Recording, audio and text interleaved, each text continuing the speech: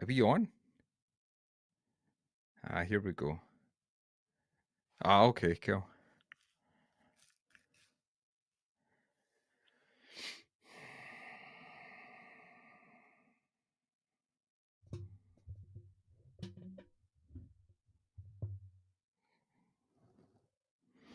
The fuck is sound?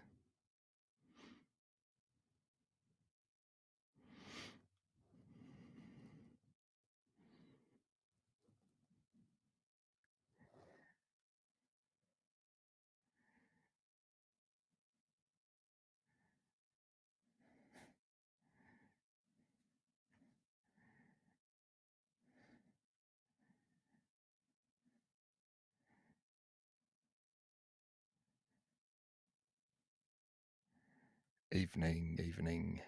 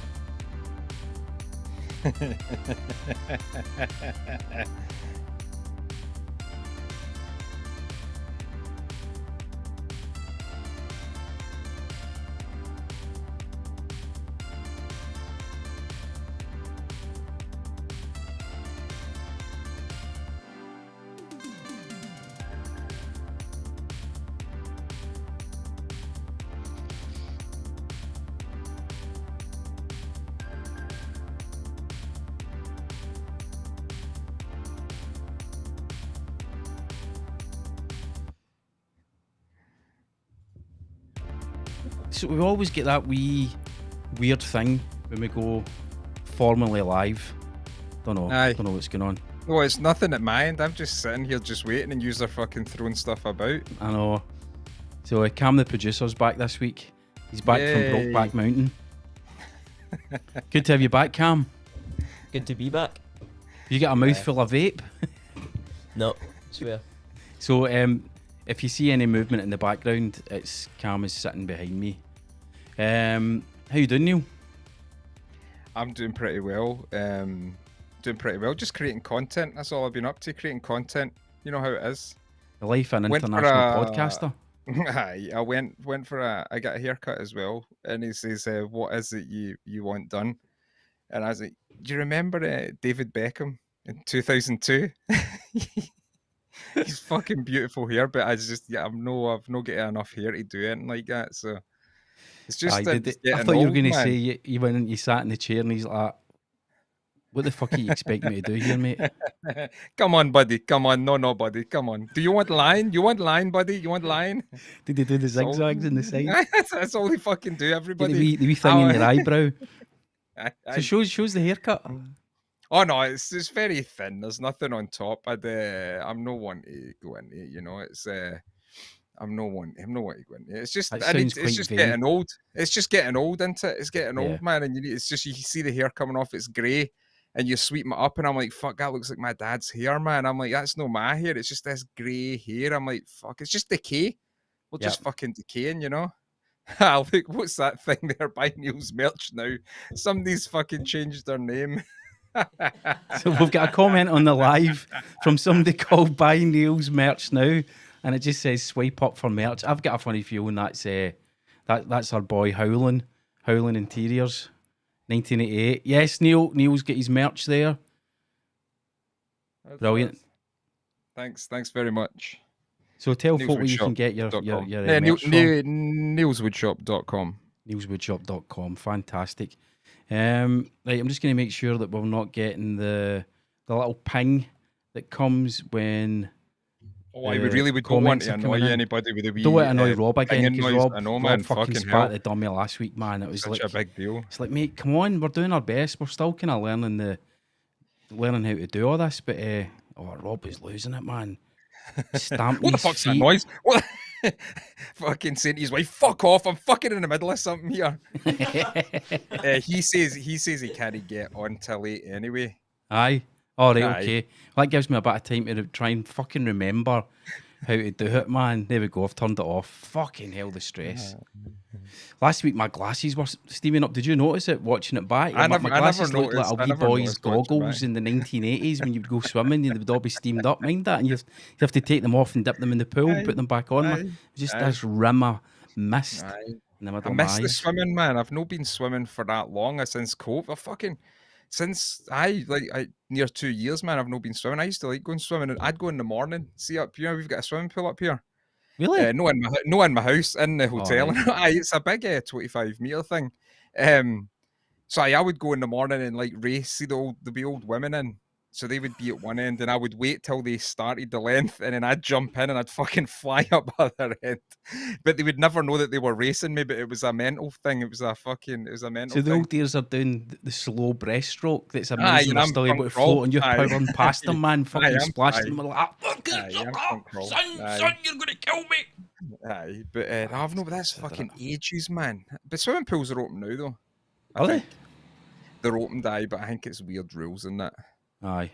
Scott Porterfield will know if the swimming pool's open, because I think he was over there the other day, but he just sat outside in his motor like a miserable bastard. Kids are in splashing about. He's like, fucking nut. Chlorine hurts my eyes. You have to book a spot in that now in the swimming, I think. That rings a bell. I think that's what you need to do here. Wow. Really? You've got to book a spot to go swimming? Why? Aye. Why? Just COVID restrictions, man. Come on, Still? we're trying to save lives. Yeah, we're trying to save lives. We're trying to flatten the curve and save NHS. Fucking hell, man. True. I forgot that's what it was. Was it 3 weeks to flatten the curve? Well, no, 3 weeks we were Italy. We were 3 weeks behind Italy. Bodies 3 were weeks piling behind up. Italy, right? That was only Aye. what the news says, but I was kind of hoping for it. But it was the worst fucking end of the world ever, man. I thought I'd get to at least hit somebody, hurt them, hit them with a bat, stab them, kick in their door and steal their soup. But nah, none of that fucking happened. A film I'd really like is I Am Legend, and I sort of pictured myself as the kind of Will Smith character, just me and my dog, and a kitchen full of generators running my fridges and all that, and going out during the day. And as you say, getting into folks' houses and ransacking it, looking for tins of tomatoes and stuff like that, you know, for your dinner that night. Still podcasting as well, try to find someone in the wild. Always He was a podcasting. podcaster. He was a podcaster. He had a podcast going. Will Smith or the character in the film? It was the character in the film. Aye, because he would go down in the basement, It wouldn't was, he? And it was just the same episode over and over that he would Aye. play. killed another Still, rat, still isn't working. Had a pure sad wank the other day thinking about my wife that I will never meet again.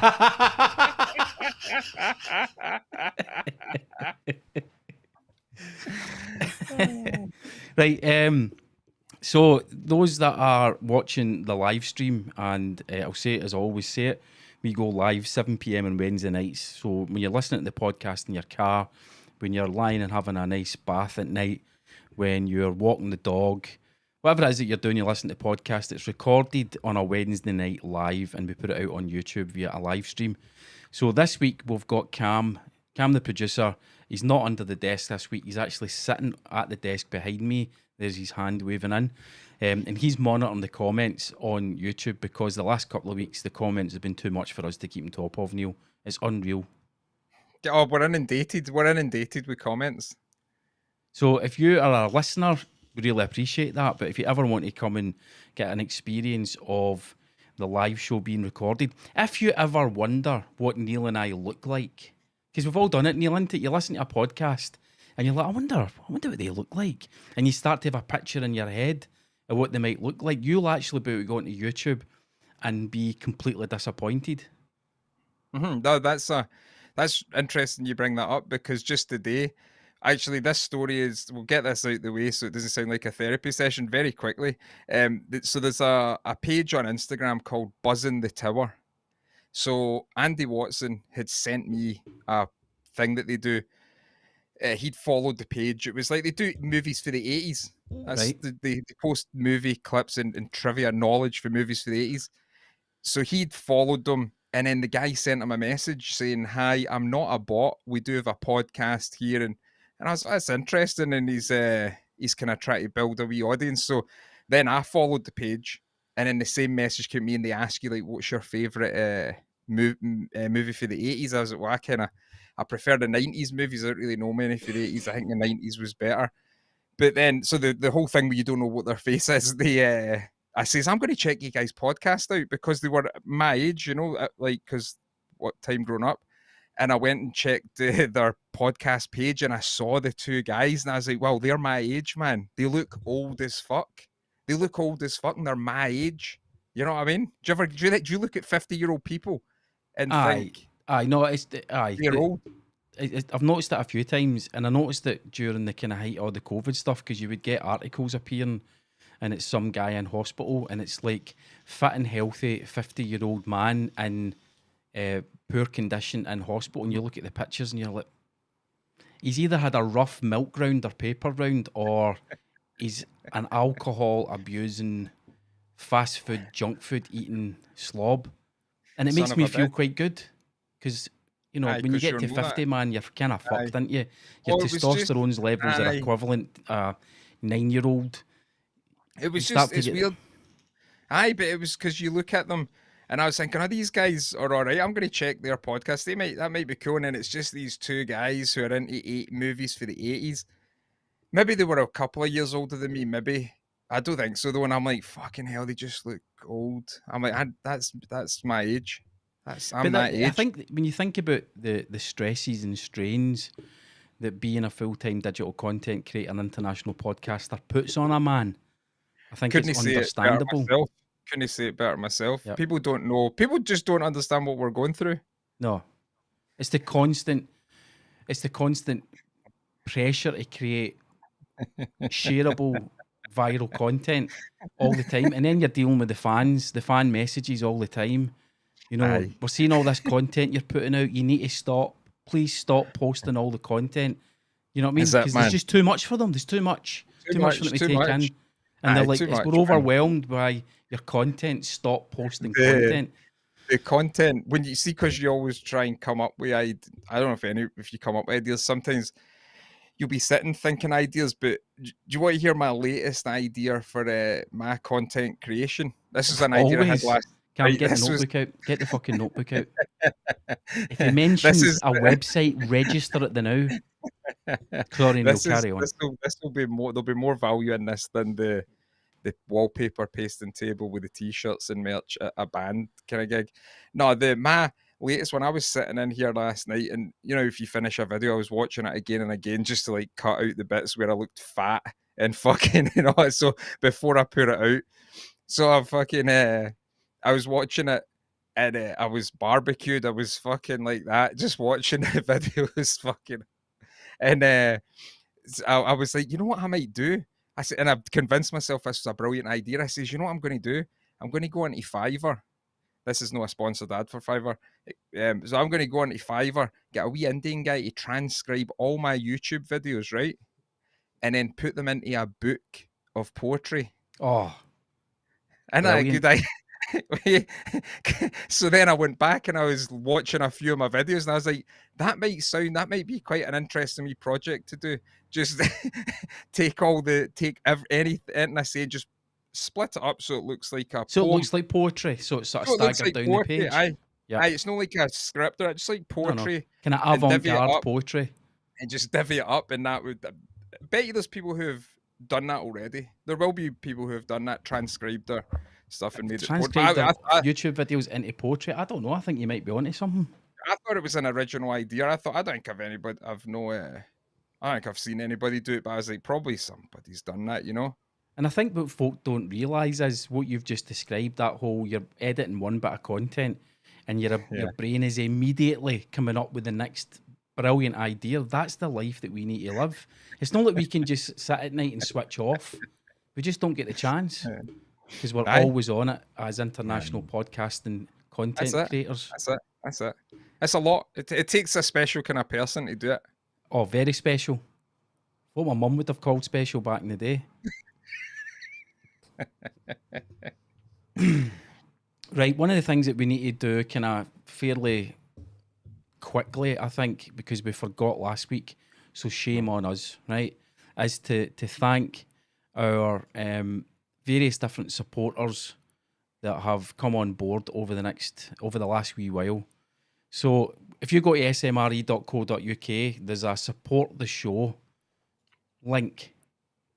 And over there, you can either choose to become a producer, a fucking producer, Neil. What does that entail? What do they get to do if they're a producer? They get to give us money every month. But that is, in the purest sense of the word, what a producer does.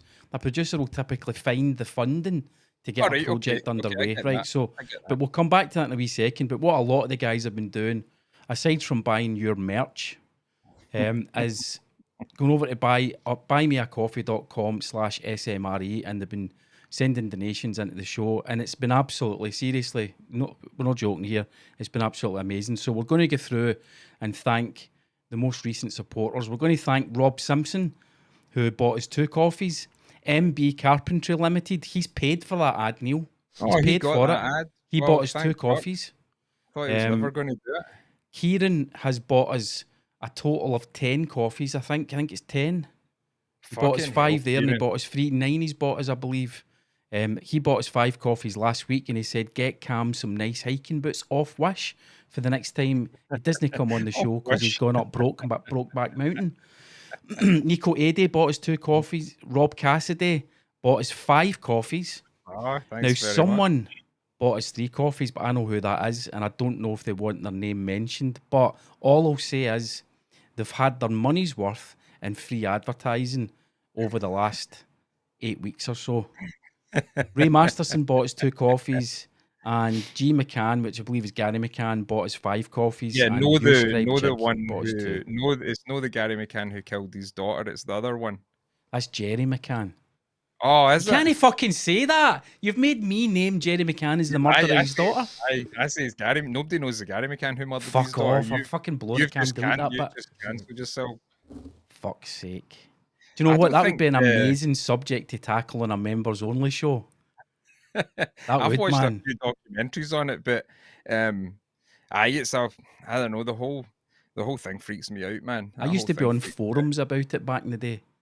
Really? Aye, but we'll save that. We'll save it. But we kind of get distracted, right? So, well, because we're a couple of whores, we've set up Patreon, right? Because basically we've seen that all the big podcasters that are trying to be like us have got Patreon, so we're like, well, we'll need to be like them if they've got Patreon. So we've set Patreon up. So it's patreon.com/smre, and there's 3 membership levels.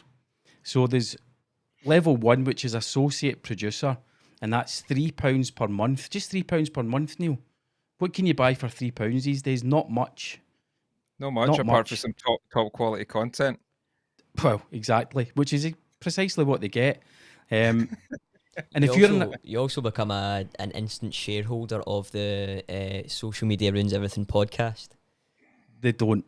No, because will Spotify come to buy us up? We can't go, right, that's fine, Spotify, but you don't get 100% of the podcast because all these other guys have got a share of it.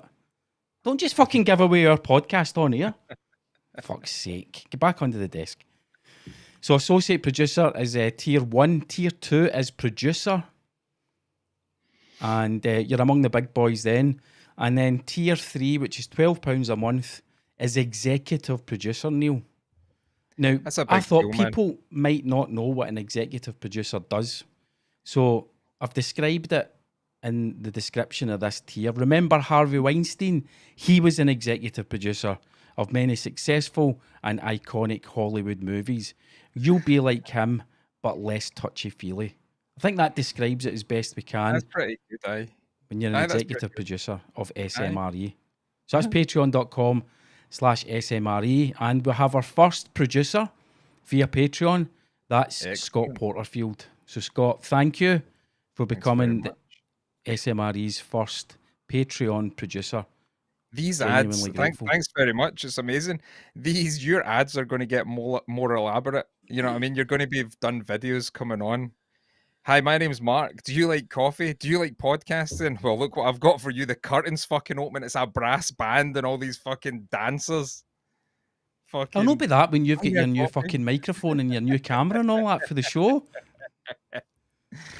No, I mean, That's I think brilliant. but the Scott's in the chat. Scott's in the chat tonight, so I don't know whether Scott, he's had the chance to move. Sorry, Neil, what you saying? oh, nothing. On you go. On you go. I wasn't I saying was just going anything. to say, I don't know whether Scott's had the chance to view any of the members-only content yet. But if he has, jump into the chat and let the guys know if it's worth it or not. There you go. He says, worth it for the members-only episodes. Aye. So there's about nearly 4 hours of content for you and I. Is that how much it is? Imagine folk paying for that. Well, it's funny you say that because I was thinking the other day, the same night when I got into that the thing about the poetry and how I should make a poetry book, and I was thinking, I was like, it's kind of mental that people let you do this and nobody's like came to you and says, listen, you can't be doing this anymore. You need to like stop the videos and that, stop the podcast. You're not allowed to do this. You know, like nobody says that to me. Not one person says, maybe even message me and says, you know what, big man, that might be a bad idea. You maybe want to just stop that, you know? And I'm like, we can fucking do it's fucking mental. You can do it. It's like you can put out anything you want to do, and it's just people are like, oh, I look what they're doing. That's fine. That's fine. You know, it's fucking like I see something. Is that a big black dildo on his workbench? Oh, that's all right. That's what I mean, man. It's like nobody says, oh no, you can't be doing that. You know, you can't be doing that. You know, there's just so many. See, when you look at all the people, like I watched a video the other night, and it was a guy talking about the He-Man cartoon. And the vid, and I was like, this guy's so into it, so fucking into it. And it was this, they're talking about cartoon characters. He was arguing with other people on just fucking calling them whatever. And I'm like, mate, it's a cartoon. It's cartoon characters you're talking about. It's very fucking strange. But nobody's just got it. I've got it here, Neil. I've got it here. Did you get the video? I've got it here. So he's talking about Kevin Smith, who. So there he is. There's our boy talking about it. Setup, man. What a setup! It was some setup, but he's so into it, and it's cartoon characters. And I think that is fucking amazing, man. That we're allowed to do that. Nobody says, "No, you shouldn't do that. No, you shouldn't be doing that." You know. I wonder if he's got a wife, and it's like, why is there a $500 charge on the credit card? I bought a new mic for the podcast. That's a fucking $500 mic. That's unreal. Man. Oh, but he's a massive. He's got a massive channel. Like I don't subscribe or that. It was just I was good. I think I was looking for I was watching a Kevin Smith thing, and then that come up, and I was watching it. But the way they argue about cartoon characters it fucking blows my mind. All that stuff. You know, that is interesting. Honestly, I don't think he's got a wife, man. See how you says, what if he's got a wife? And I don't think that guy's got a wife. He's not got a wife. What do you think his beard? He's kind of like a cross between you and me. Yeah, I mean, see if you'd got our faces and kind of melted them. He fucking is. He's got the same colouring as my beard. He's got the same colouring as your beard. He's got my specs. He's got your hat on. Fucking. So he does. Fucking get him off, the ugly bastard. I don't know if you can see, but his glasses are steaming up as well. His glasses are steaming up as well. This is brilliant. It's like you and I had a gay relationship years ago, and it somehow spawned. Boy. Who turned into this? All right, son. I'm fucking disappointed in you with a fucking cartoon fucking figurines behind you. You're a fucking man. Fucking hell, son. But you and I have both got serious microphone envy. I mean, what's that? That's an expensive one, though, isn't That's it? the Electro Voice RE20. That's what we're getting. I always used to think that was this mic in a different color, you know, because it looks kind of similar. So probably just copied it, you know. Aye. Well, you can get it in black now, so we'll be getting the black version to go with your sex toys, just so that everyone all matches. Aye. Anything in the chat that we need to know about, Cam? William's asking if that coffee donated by someone was from Derek's car wash for advertisement. He's not got the car wash anymore because they moved to be closer to the city. So it might be for him, but just not from a car wash. What's he doing business-wise now? Do we know? I never asked the guy. I never got into Derek the Mad Shagger. I don't know if the guy knows. There was, I'll tell you this. There was a guy I was doing a job for, came to drop off keys. Do you know how they would do that? Drop off keys because you're going into their house. To get into their house? Yeah, to get into their house just because I'm so doing a job. So you're in their house and they're not there? Aye, that's a big and thing. You're straight upstairs, aren't you? no, I tell Where's you what. Where's the fucking underwear drawer? I worked for a guy once. And I was making £11 an hour. I don't know what, I think I was in between jobs or that, but it was fucking shite. The guys they had were idiots, so we were on and they had 2 wee young apprentices who were kind of wandering about. I wasn't teaching them anything because they weren't my apprentices, you know, and they were just like labouring and stuff. And this was the first renovation they'd done, the first house they'd done. And I'd say to the youngest apprentice, I was like, aye, see if you're a working man, you just go in, see that the daughter's room there. Like the daughter was like 17, 18. She was like a young girl. No, she wasn't a young girl. And I says, if just because you're a workie, you can just go in and look in their pants drawer. Every workie does it. Obviously, I was kidding them on because no workie, well, I mean, workies will do that, but I don't. And the wee guy went in and fucking pulled them out and he's throwing the pants about the fucking room with the other apprentice. And I'm like, oh, you fucking beauty. What have I started? I was like, no fucking way. And I just left it. I was like, fuck, the job was fucking shite. And I was like, go and fuck yourself, man. It's like £11 an hour. I was like, no fucking way. And the like turning up with all my tools and that, you know, it was £11 an hour, I suppose, is a good wage now. I don't know, man, what wages are, but it was shite at the time.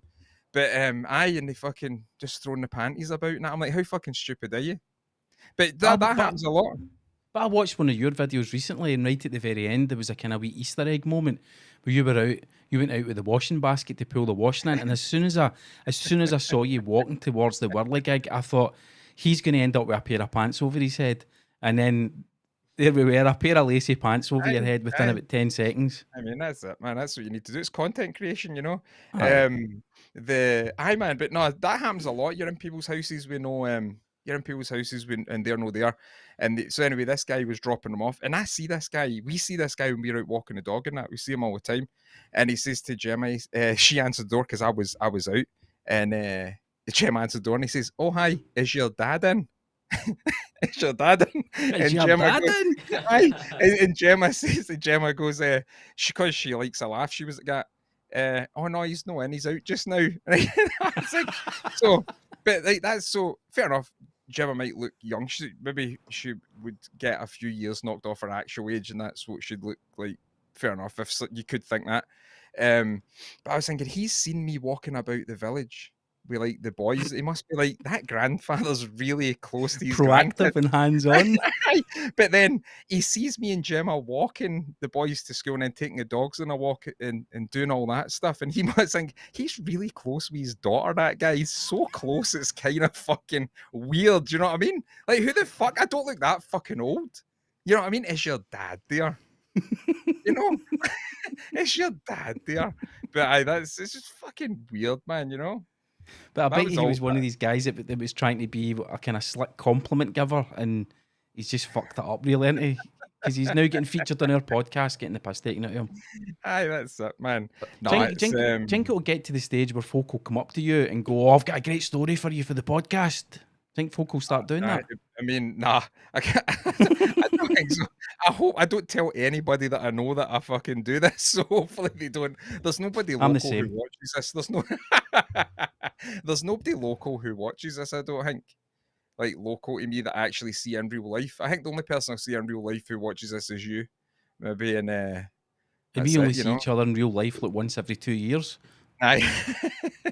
So part of the reason why I was asking about that is there is the ability for folk to get in touch with us. I'm good at the segues, aren't I?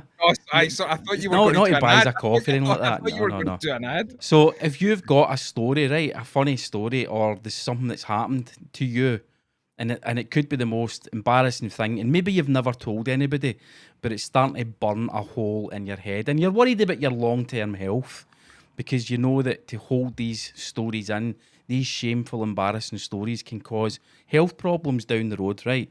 So that might be the case for you. You can offload that story onto Neil and I, and we'll cover it on the podcast. So you just go to smre.co.uk and you click the Get in Touch button.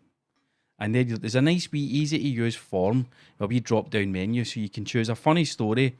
I need some SMRE therapy. Or you might want to fucking sponsor the podcast.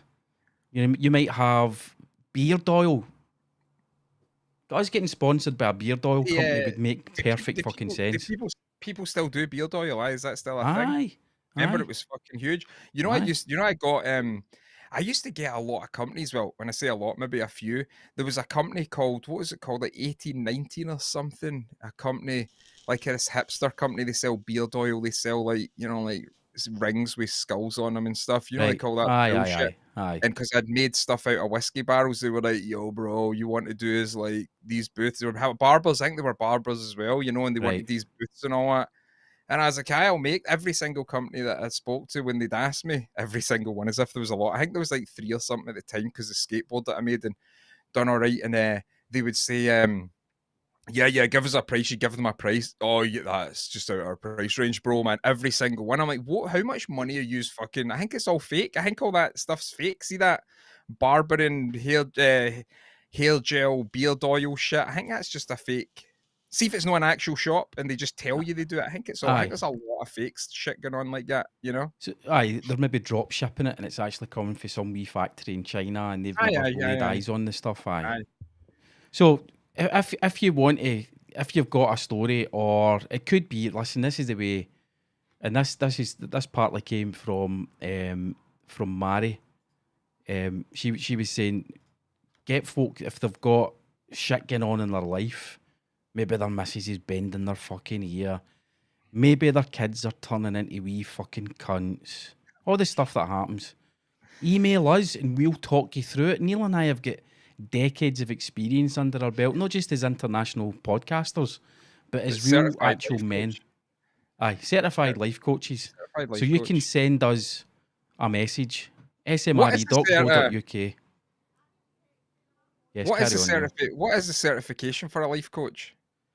I don't know, but you had it in your Instagram bio, did you not? So yeah, I do that, but I'd have that. But I see everybody's got certified life coach. No, everybody. There's a lot of people, but I don't know who does the certifications. There must be a college thing. Well, there will be, but that's somebody who says, I want to do life. I want to tell you I can certify you to be a life coach. There's a whole Peep Show episode about that where Jez becomes a life coach. Oh, an actual life coach. He basically just goes down to some guy in like a lockup, and he's got certificates that he's printed out, and he just gives them out. That's exactly how it's done, man. That's how. So it's done. There's a wee comment just flagged up because we're kind of on the subject there of contacting us. James Atkins in the comments says, that's a great form you can fill in to have the piss ripped out of you. Yes, James, that's the point. Because we don't listen. Neil and I are looking for content, or we come across stuff during the week, and we'll put it into the spreadsheet of content for SMRE, right?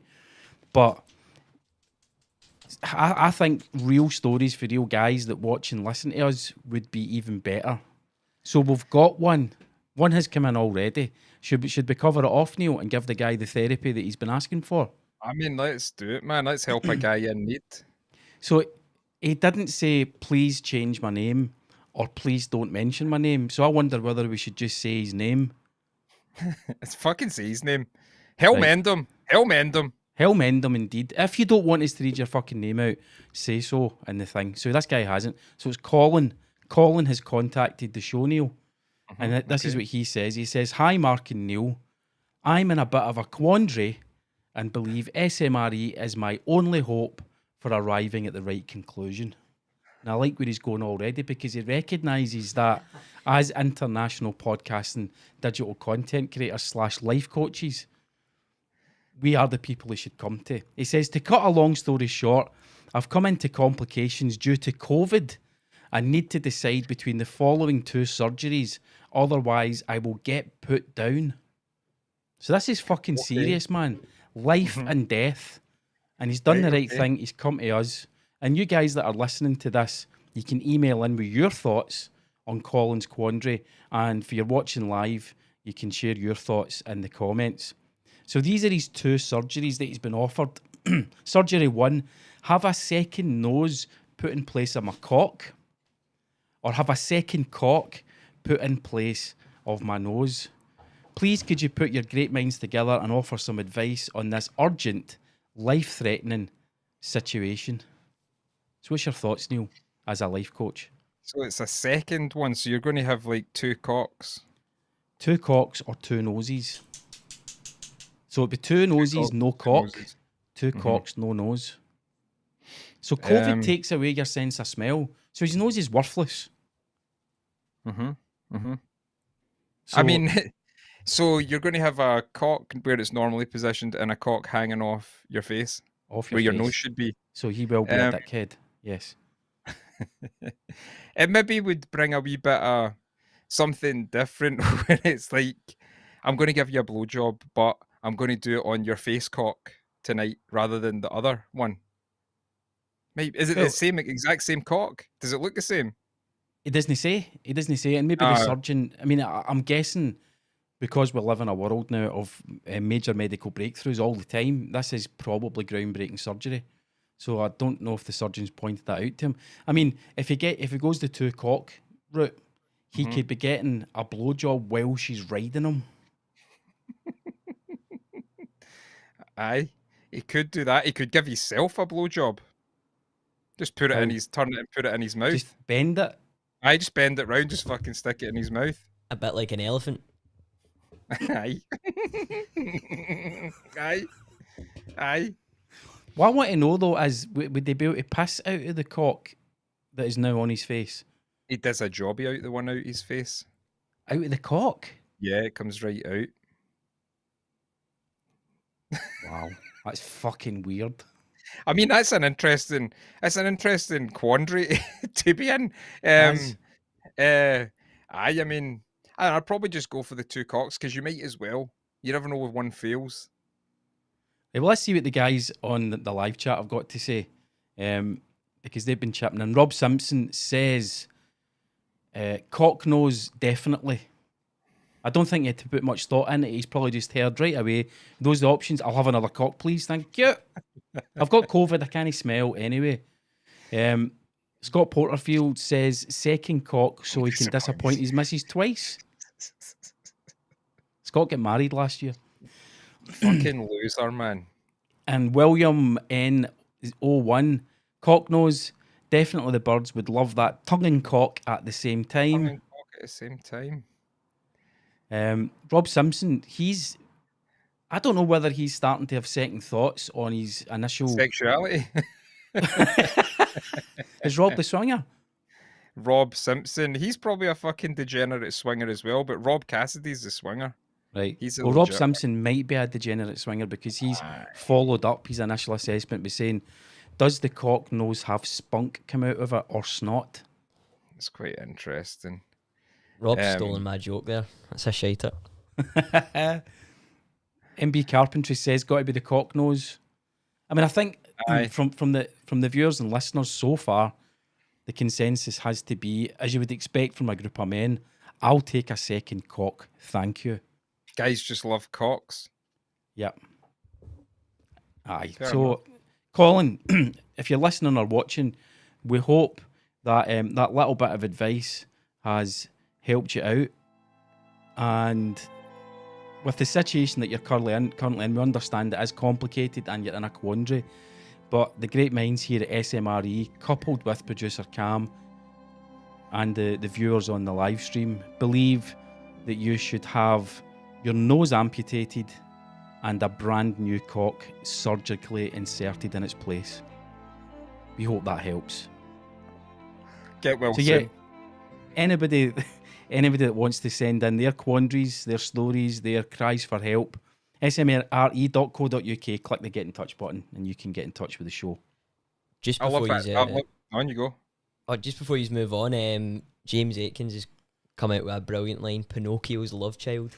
Just multi-layered there, lovely. Pinocchio's love child. I love the standard of the chat. The just You know what I mean? It's no fucking immature. No, it's not a room Yeah. full of degenerates. This is what my life has came to.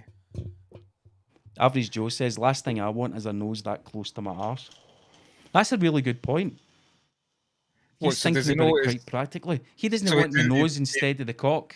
He doesn't wipe his arse, no. He doesn't wipe his arse. He's walking about right now with a shitey arse.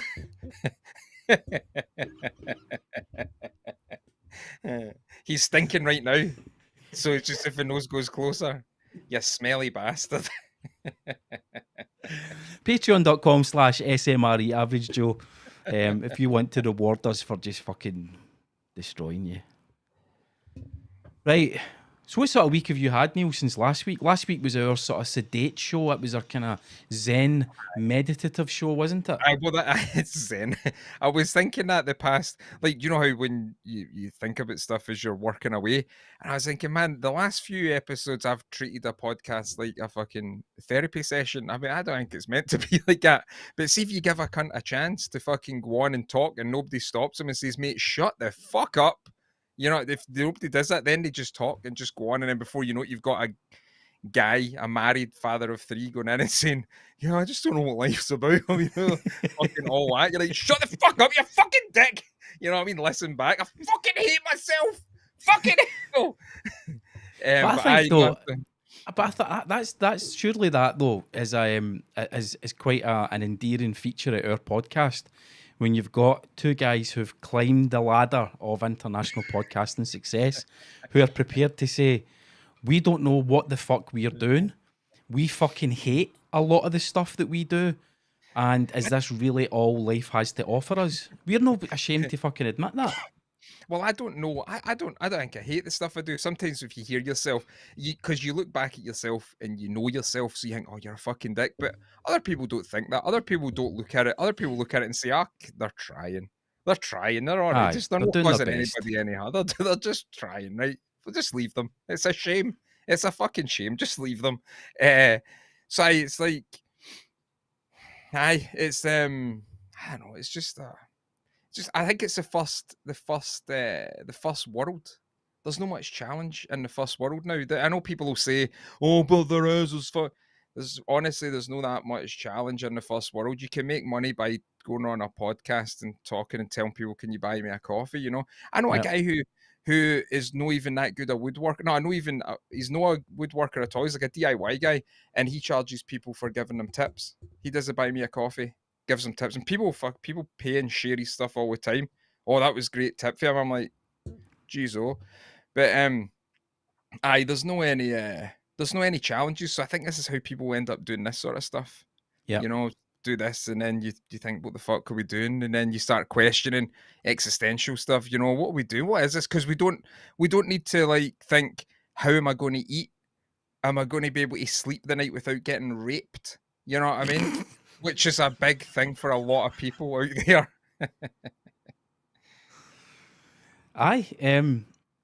You sent me a message last night, and I think you were editing, or you were looking at editing the video you'd shot that day. And what was it you said again? Because you sent me a wee video.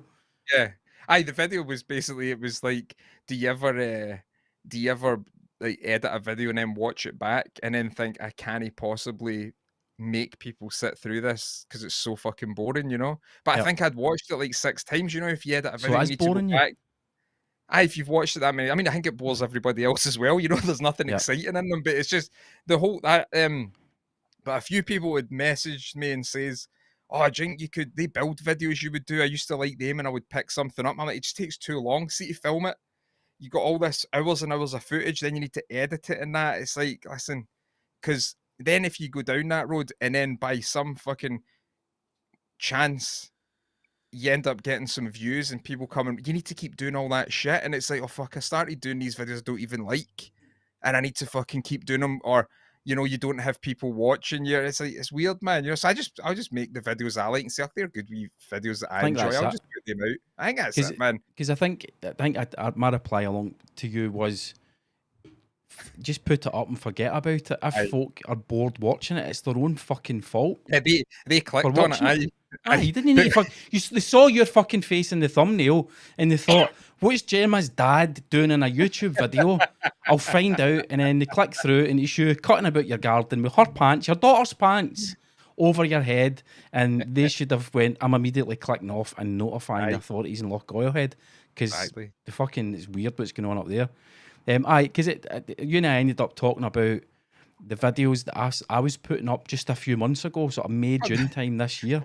They were fucking hilarious. I was watching them, and they were fucking brilliant, man. Because you're doing this thing, and you're. Do you want me to do it? Do you want me to do it? So I was making videos a bit like this. Hi, I'm Mark, and I've been a digital content creator since 2004. And in this video, I'm going to share with you 5 tips on how you can cope with working from home. Tip number 1, make sure that you get up in the morning and have a shower before you start work. And Neil made the point to me, he's like, he was waiting for the real me to break out it and just start going, for fuck's sake! It's like a parody. But that guy was like inside. You watch the video, you can see that guy screaming to get out. Pain behind what the fuck am I doing? Making videos telling people how to work from fucking home? I don't give a fuck. If you want to sit like James Atkins with a dirty fucking arse all day while you're working from home, that's fine. Don't drag him. Was it not James? It wasn't him. Sorry, James. Who the fuck was it? Average Joe? No. It was anyway, whoever the fuck it was. It could have been James. Maybe it was Average Joe. Maybe James does fucking sit about with a dirty arse all day, like Average Joe does. Why the fuck would I care how people choose to work from home?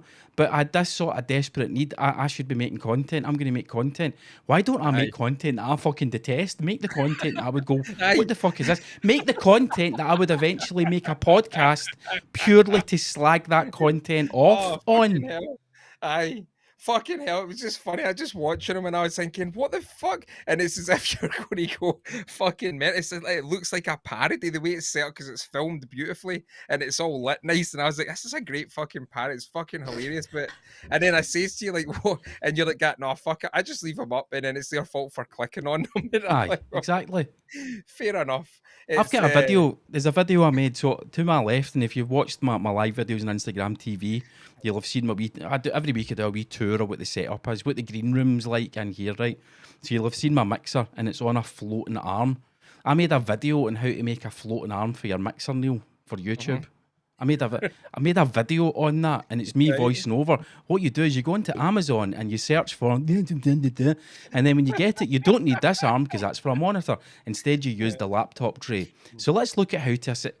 I made a video this fucking summer. I noticed how it says like 2 months, 3 months. I was like, fucking hell, I was only a wee while ago. I was like, fuck, they're just funny, man. But I think it's great how you put them out. I don't know, I just like them.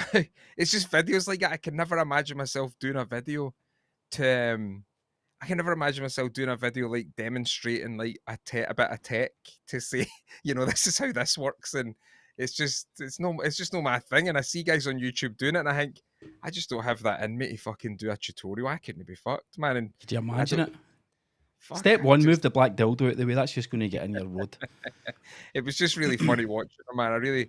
I thought it was funny when I watched a few. I clicked right through a lot of your videos, man, last night, and I just fucking laughed one after the other. I was like, this is fucking really funny, man. The trauma behind the eyes began to resurface again for a split second. But what you decided you just want to put out content. That was it.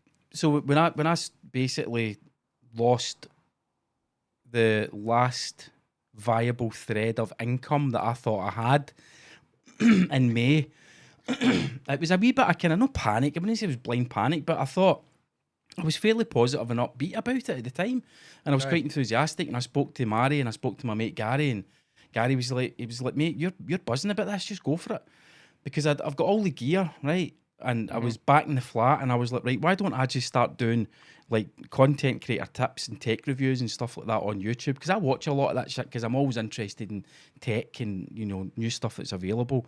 So watch guys doing it and I'm thinking, I could do all that. But then I realised that you have to go to the doctor that Colin Douglas is going to get his cock and nose removed and have your soul removed in order to be able to do it. And I tried a few, and I mentioned one of them where it was the wireless mic reviews. I mentioned that a few podcast episodes ago where they stopped watching after 29 seconds. Do you know what I mean? It's like I fucking poured my heart and soul into that on a Sunday morning and edited it, and then edited all the B-roll footage and the unboxing and everything, and folk are like, nah. So, but and it's because I wasn't being true, and this is the thing that's been the fucking concurrent theme for us. It's just being true to yourself with your content. Not every cunt's going to like it, the same as not every cunt's going to like you, the same as you don't like every cunt. So there's a wee audience, right? There's fucking 15 people watching just now. There was fucking 18 earlier. I don't know where they 3 cunts went, but there's people watching us. We know people are listening to the podcast, and it's a cool wee group of guys that we're really happy to have round. We've found a wee bit of a home for ourselves where we can be ourselves and we're not strangling our souls into the bargain. And as long as you can live, laugh, and love, it'll be all right. Yep, exactly. Stop chasing, stop doubting your greatness. I think that's it, man. I think it's like putting out stuff, and because it's like you see stuff going out, and I see all these guys and they're advertising shitey tools. Like, what are you doing, man? You know that tool's rubbish. You're a really good woodworker. You're advertising these. I just can't be getting on board with all these sorts of guys, you know? It's not my thing. It's just not my thing. I like the whole. I much prefer when you have actual people, you know, and it's like you're talking to them people, and it's no like getting this tool and you don't know each other. It's a weird fucking. It's weird. I know about that though. In a couple of months' time, when we get our first Fleshlight sponsorship deal, and you'll have to sit in there talking about getting 25% off your first Fleshlight. What age was that? I'll fucking whip it out and demonstrate it on camera if they're going to give me money. What age was Joe Rogan when he would do the ads, the Fleshlight ads? Because how long? He was doing that up until maybe about 3-4 years ago. Is that right, Cam? Oh, is that right? I always skipped ads. To be honest. No, fair enough. Oh, he was. Well, Joe's about 54, so he's probably like no far off my age when he was still doing them. Aye. And he just was like, fuck it, fuck it. He's got all his companies and all that, but I'll still take the Fleshlight money. Thank you. I listened to the thing. I was listening to episode 1000 with Joey Diaz and Tom Segura. It was brilliant. Hilarious, man. It was really recently? Funny. No, episode 1000. Oh, 1000. So is that the one when they were talking about Joey Diaz doing a shite and it was like... Aye. I actually listened to that driving home for Oban. Still remember where I was when it was so fucking hilarious. Funny. It was really funny, man. I like listening to all the old stuff, man. I just put it on. Old stuff sometimes a bit better, man. It's if it's like, you know what I mean? I think, like, what's even happened to Joey Diaz? Like, he's not been on Joe's podcast in a while, has he? No, he has his own one, though, didn't he? He has his own one that he does in his house. And that's that. But no, man, he's got funny stories. I like the stories, man. I think it's funny. Joey Diaz is a real guy, isn't he? Who happened to become a comedian much later in life. The guy was a fucking cocaine dealer in Colorado, wasn't he? And a volunteer. He was a fake volunteer fireman. Did you ever hear his stories about that? No. Oh, they're just so funny. He signed up to be a volunteer firefighter because it gave him certain perks, but he would never turn up for the shifts. But it's because he was selling cocaine. The guy's amazing. His stories are good. I've seen them, they try to cancel him and all that on. He's had tweets about this, and I was like, you can't really see you want to cancel a guy like that. He doesn't really care, you know. He just talk. What are they going to do? Especially when you've got a cult following like he does, it's difficult to get rid of a following like that. Well, that sort of hints at something we'll be coming on to later on. And if you've been following my Instagram the last couple of days, you'll have heard me speaking about it. Because we're going to cover a topic later on that, listen, we've contacted our solicitors, all the rest of it, you know, we've had official legal guidance on it to avoid getting cancelled with some of the stuff we're going to be talking about later. But what I'll say, guys, is that for the listeners and for the viewers, we'll need you guys to have our backs because there could be a fucking spat. There could be a spat between us and a major Scottish influencer who's changing the world, improving lives. Huge player in the game. Huge player in the game. Nobody else like him. So that's coming up in a wee bit, and it could get us into serious fucking hot water. So we're warning you just now. His fan base is already aware that this recording is happening tonight. They already know. His fan base. And if they're not in their beds yet, they might end up end up over here. So what we need is you guys to pull together, have our backs, defend us, and all the rest of it, and don't let us get cancelled. I don't think the cancelling thing's real, man. I think, well, I mean, it is real, but it's only real for celebrities who kind of want it. It's another marketing thing. I honestly think that. Because I've saw some shit online, man, and nobody gets nobody's. I think people are hoping to get cancelled for it to get a wee bit of action, but nothing fucking happens. Well, you know, somebody that did get cancelled recently. Should we jump onto that story? As the wonderful and hilarious Janie fucking Godley. Janie fucking Godley. Were you aware of Janie Godley before she started doing voiceovers in Nicola Sturgeon's videos? Well, I mean, I knew who Janie Godley was, and I'd watched her a few times. It was never really my type of comedy, but I think her stuff went viral. All the voices she was doing on Nicola Sturgeon went viral. And then obviously everybody knew who she was then, but no, I always kind of knew who she was. She always kind of done the voiceover. She done voiceover stuff before, did she? For other stuff, or I saw her at the Fringe 2016 or 17. I saw her at the Fringe. We went to a night, a comedy night. It was one of the later on ones, the ones that kind of like start a bit later. Aye. And she was the compere. So obviously as the compere, she did her wee bit at the start, her kind of wee opening monologue thing. And there was a guy sat in the front row. So it was a really low stage. The stage was maybe 6 or 7 inches off the main floor. And there was a guy sitting in the front row, and he'd put the edge of his foot on the stage, and she thought she was being. I don't know whether maybe she didn't think she was being funny, or maybe she wasn't trying to be funny. She was just being horrible. But she fucking tore into the guy, man, for having his foot on the stage. But her set, I mean, there's nothing memorable about her set other than mentioning that her husband had autism. That's the only thing I remember for the set. But obviously, for those that don't know, Janie Godley is a Scottish comedian. So during Scotland's numerous lockdowns, she would do voiceovers of segments of First Minister Nicola Sturgeon's daily press briefings. And she became kind of famous online off the back of it. I personally didn't think it was all that funny, because Nicola Sturgeon isn't that funny, and even voicing Nicola Sturgeon over still isn't that funny. What so the Nicola Sturgeon stuff? No, I never thought it was funny at all. I thought it was fucking, I don't know, man. Whatever. There's some people who found it hilarious. So I went to a wood place to pick up some wood, and the guy was like, "Oh, there he is, the TV star," because he might watch. He's an older guy, and he watches the YouTube videos and that, right? And I was talking to him, and he says, "Oh, have you seen this Janie Godley? She'll get work out of that. That's brilliant what she's doing." And I was like, it's not really my thing, but it's good if you enjoy it. But no, like I never knew much of her comment. It wasn't really my thing. That's like fair. She does it, and it's not really my thing. But reading through that article, the racist tweets is probably some of your strongest work. I think they're fucking. I don't know. It's like I don't know if they were. What black person complained about that? But this is what I mean. So personally speaking, I'm not a fan of Janie Godley. I'm not a fan of her undying love for certain politicians. Not my thing, right? But tweets from hers were unearthed. And remember I spoke about this, there's somebody whose job, that's all their job is just to trawl back through tweets, screenshot them, send them to the papers to get the person cancelled. So she was tweeting... Aye. No, see, when I had seen it, when it was out, and I knew that her connection with the SNP and Nicola Sturgeon, and it was like, I was like, was Mark the fucking whistleblower on this? Because the tweets are so fucking old. I was like, Mark's fucking dug deep on this, man, and fucking released them to the papers. So I'll read out one of her tweets that's got her into hot water.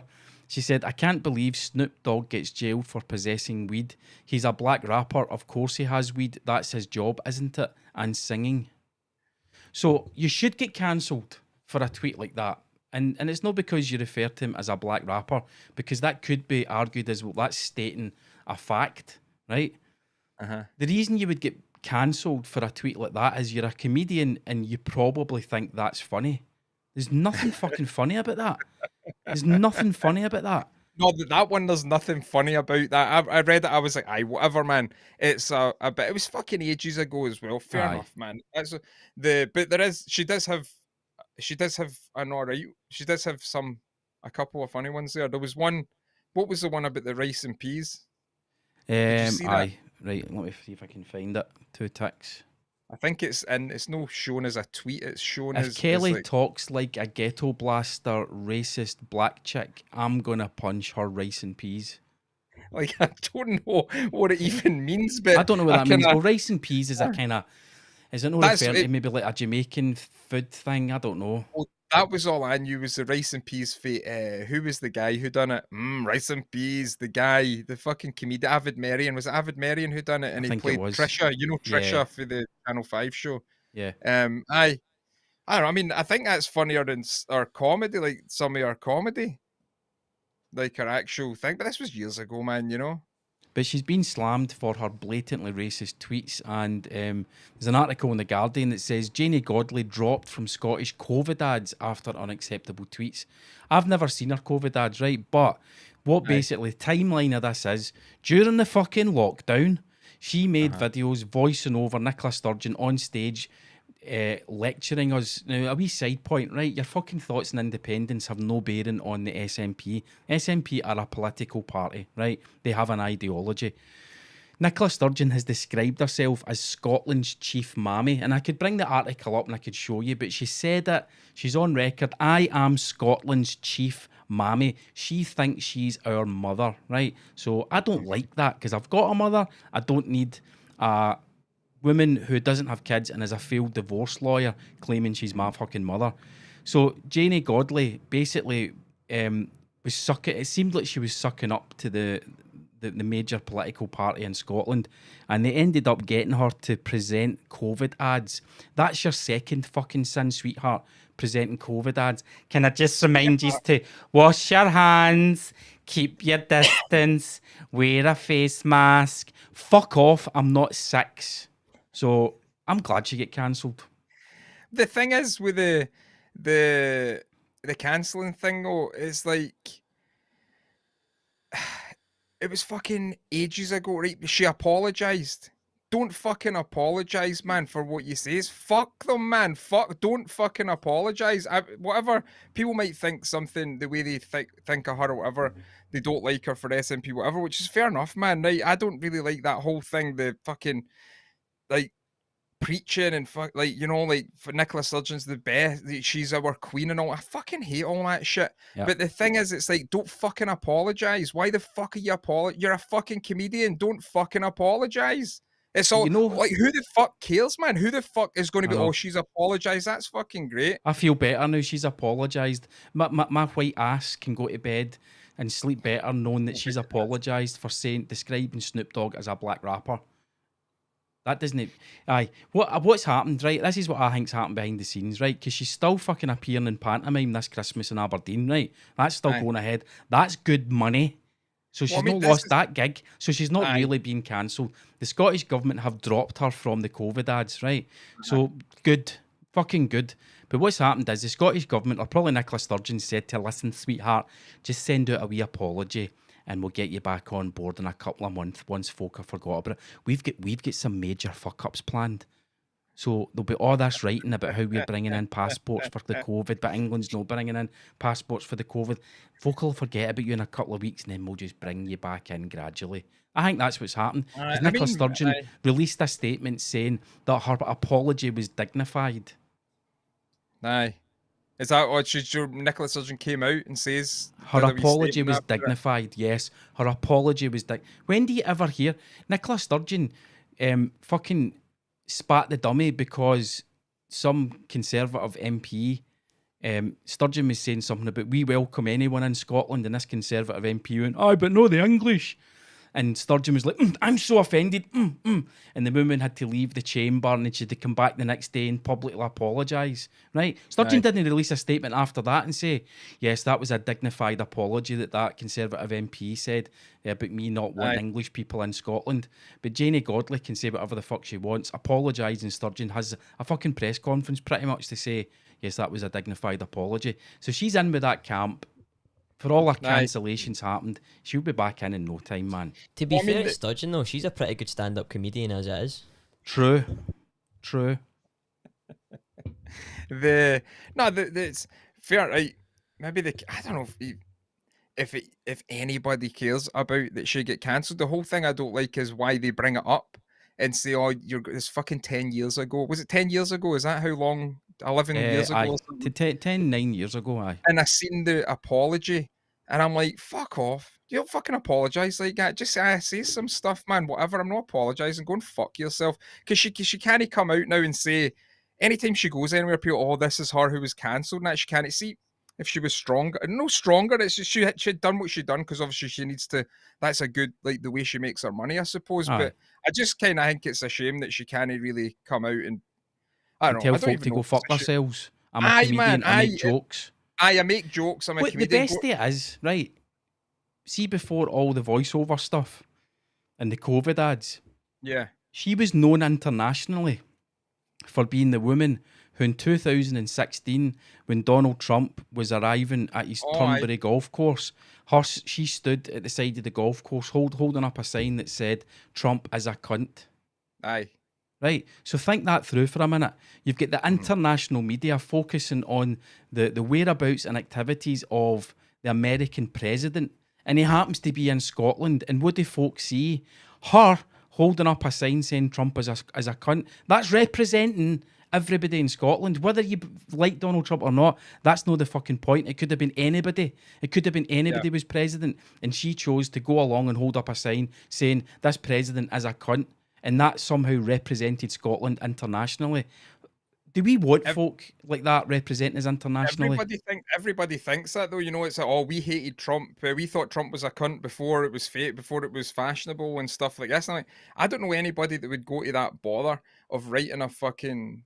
Obviously, she might have done it to get. She's a comedian. She might have done it to get a wee bit of marketing, free market. You know what I mean? It might have been just a wee. It worked. It might just have been a wee idea like that. Maybe it was Trump that fucking. They come up with something fucking original. I mean, I quite like Trump's a cunt. It's like a thing. It's like fair enough. It's a bit. That's what I'm saying. Everybody was saying it. I suppose I get it. I don't think I would. I think I would go to the bother of writing an actual big protest fucking poster thing and hold it up. I don't know if I hate anybody that much to do it. I just couldn't be fucked. I'm like, good, he's a dick. I just have no interest in. Well, I have interest in it, but I don't care about any issues that's going on. I think they're all fucking just another marketing fucking scheme where people can. You seen what's going on now? People jumping on all the things with a hashtag just to get. I'm like, this is fucking wild, man. When you look, it's like everybody's just waiting to. What was the when Norm Macdonald died? And I get that's different, man. That's different. What's another one? What's fucking something that's been going on? And it's just Afghanistan. Post after post, and I'm like, what the fuck? This is really fucking weird. Just fucking how it keeps going on, and they jump from one thing to the other. No cunt's talking about fucking the COVID deaths in India that were meant to fucking set the whole fucking of India on fire, and we're going to have to blow up India. This is it, man. But that was a big thing. People were writing petitions. People were sending money to India, and then they jump onto another thing. I'm like, fucking chill out. But the thing suddenly people care about women in Afghanistan. Suddenly people care about women. Do you think women in Afghanistan have had an easy time of it for the last fucking 50 years? No. Yeah. But in the last couple of weeks, it's like, oh, but the women in Afghanistan. It happens. Hashtag. It's just fucking crazy things. But I see her job, going back to her job on the 12 grand. 12 grand she was getting for that. For the COVID adverts. How many days work was she doing for that? How many days work for 12 grand? I know how many days work I would need to do to get that. Yeah, right. So she would have been in. Listen, it's an advert, right? So they'll go down to the fucking production studio. They probably went to the Westfield Studios, right, which are 5 minutes for here with the film Outlander, and they probably had a set built there, and it was dead simple. There was nothing fancy, but it was like a grey painted background. They've got all the lights come in. She's spent the 2 days before remembering her lines, which were fucking easy because she's meant to sound like she's talking to a 6-year-old, and she was probably in and out in an afternoon, Neil. Seriously. Because then the real work's that the colour grade happens, the edit happens, balancing the sound. That's fine, right? All that stuff. But she get 12 grand just 12 for her. Grand? So they say in the news. I don't know. That's taxpayer money. That's taxpayer money. Did that go to a public fucking vote? Listen, the COVID thing's getting a bit ripe, guys. We need to have somebody to front up the adverts. So what we're going to do, we're going to put a poll up on BuzzFeed, right, to find out who the taxpayer money should go to. And it should have been fucking you, me, producer Cam, and Janie Godley. Producer Cam. Well, see, this is my point. See, if you took 12 grand, right? I think everybody knows that. See normal media and shit like that is all fucking dying out. Like, see the telly, nobody's watching fucking telly. That's dying out. That's fucking, it's over. So it's, why do they not give, like, find Scottish content people or Scottish people on YouTube who are there and just fucking let them do it? Yeah. Know that I would do a fucking ad saying, "Wear your fucking mask." Blah, blah, blah. I wouldn't do an ad like that, because fuck off and shut the fuck up. We need to know that this is not fucking right. See the mask. I was in the other day and I'm like watching these people and they're all fucking putting on a mask to go in, and nobody even says to you anymore, "Have you got a mask?" Nobody says that, and it's all done. Nobody gives a fuck. But these people wearing with a mask, and then they fucking take it off. Right, and then they shove it in their handbag, and then they pull it out, and then they put it back. So it's a biohazard in their handbag. So it's like, okay. what the fuck are you doing? But we're walking about thinking it's a thing. So it's like I still don't understand anybody that's believing this fucking nonsense that we're living through, man. I don't understand how they're like. Did you see fucking Joe Biden? Did you fucking see him? He's fucking the way to get prepared for fucking the hurricane season is to get the vaccine. Aye. Go and fuck off. And people are believing. Why is nobody ripping my cunt out of him? Why is like Jimmy Kimmel no doing his fucking bullshit fucking commentary that's fucking weak as fuck? Why is he not doing it in Joe Biden? It's like, the fuck are you talking about? He put Jimmy Kimmel pulled up that fucking guy on YouTube, some fucking doctor. And then he went at a doctor on YouTube, he pulled him up saying he was saying COVID's fake, whatever. And then he pulled him up, and then he's got a Google image, his fucking office and all that. And I'm like, there is a paedophile at the highest job in your country, and you're bothering about a fucking doctor, a foot doctor or something, who's saying COVID's fake. Go and fuck yourself, man. Allegedly. Nah, it's not fair to make fun of folk that have got dementia. Come on. My grandma mum's got dementia, Neil. Come on. His granny's got fucking dementia, and she doesn't even roll tennis balls under her feet like some folk I could mention do, by the way. But see, the thing is, dementia's fucking dementia. Take dementia for what it is, right? But see, if you've got dementia, you're no running for the leader of the free world. I could get my mum. I could talk my mum into running for First Minister of Scotland. Do you know why I'd be able to do that and get her to believe she could do it? Because she's got dementia. That's it. But Joe, listen, mate, you're 81. You're 81, man. Your faculty. We know we gave you the wee facelift a few months ago and we got everyone pinned back when you were in the bunker. Right? We know we did all that. But Joe, you can't run for president. I just don't get. It's like, listen, the thing that gets me is, why is everybody not looking at this and saying, just talking to each other and saying, by the way, this is fucking out of hand. We've got kind of carried away with ourselves. We thought Trump was bad. This is fucking wild. We're out with it. This is fucking crazy. This guy's a fucking nutcase. He's this old. He's fucking crazy. It's like, just too old. He's just old. When people get old, that's them done. Just fucking take it easy. Go to like Florida and fucking take it easy. Go to Palm Springs. Play golf. Play 9 holes of golf. Just fucking take it easy. You've been a politician all the fucking years, man. Just take 50 it years. easy. That's the thing though. He's been a politician for so long. He's probably got some kind of blood oath to pay back to the Democratic Party. Ooh, could be. Cam might have cracked it. A blood oath. That's why he has to go through with it. He can't back down now. What is a blood oath? That's like the dark arts. What is a blood oath? Dark arts, aye. That's members only content. Yes. But that's it. It's just a wee shout on that quickly, right? Because obviously here, Cam in the background, we're going to have members only videos where Cam is actually on camera. Cam is on cam. And it'll be the three of us talking, and we will fucking deep dive into this thing. We've got a guy lined up to come on as a guest for the members only. Let me know, a good friend of both of ours.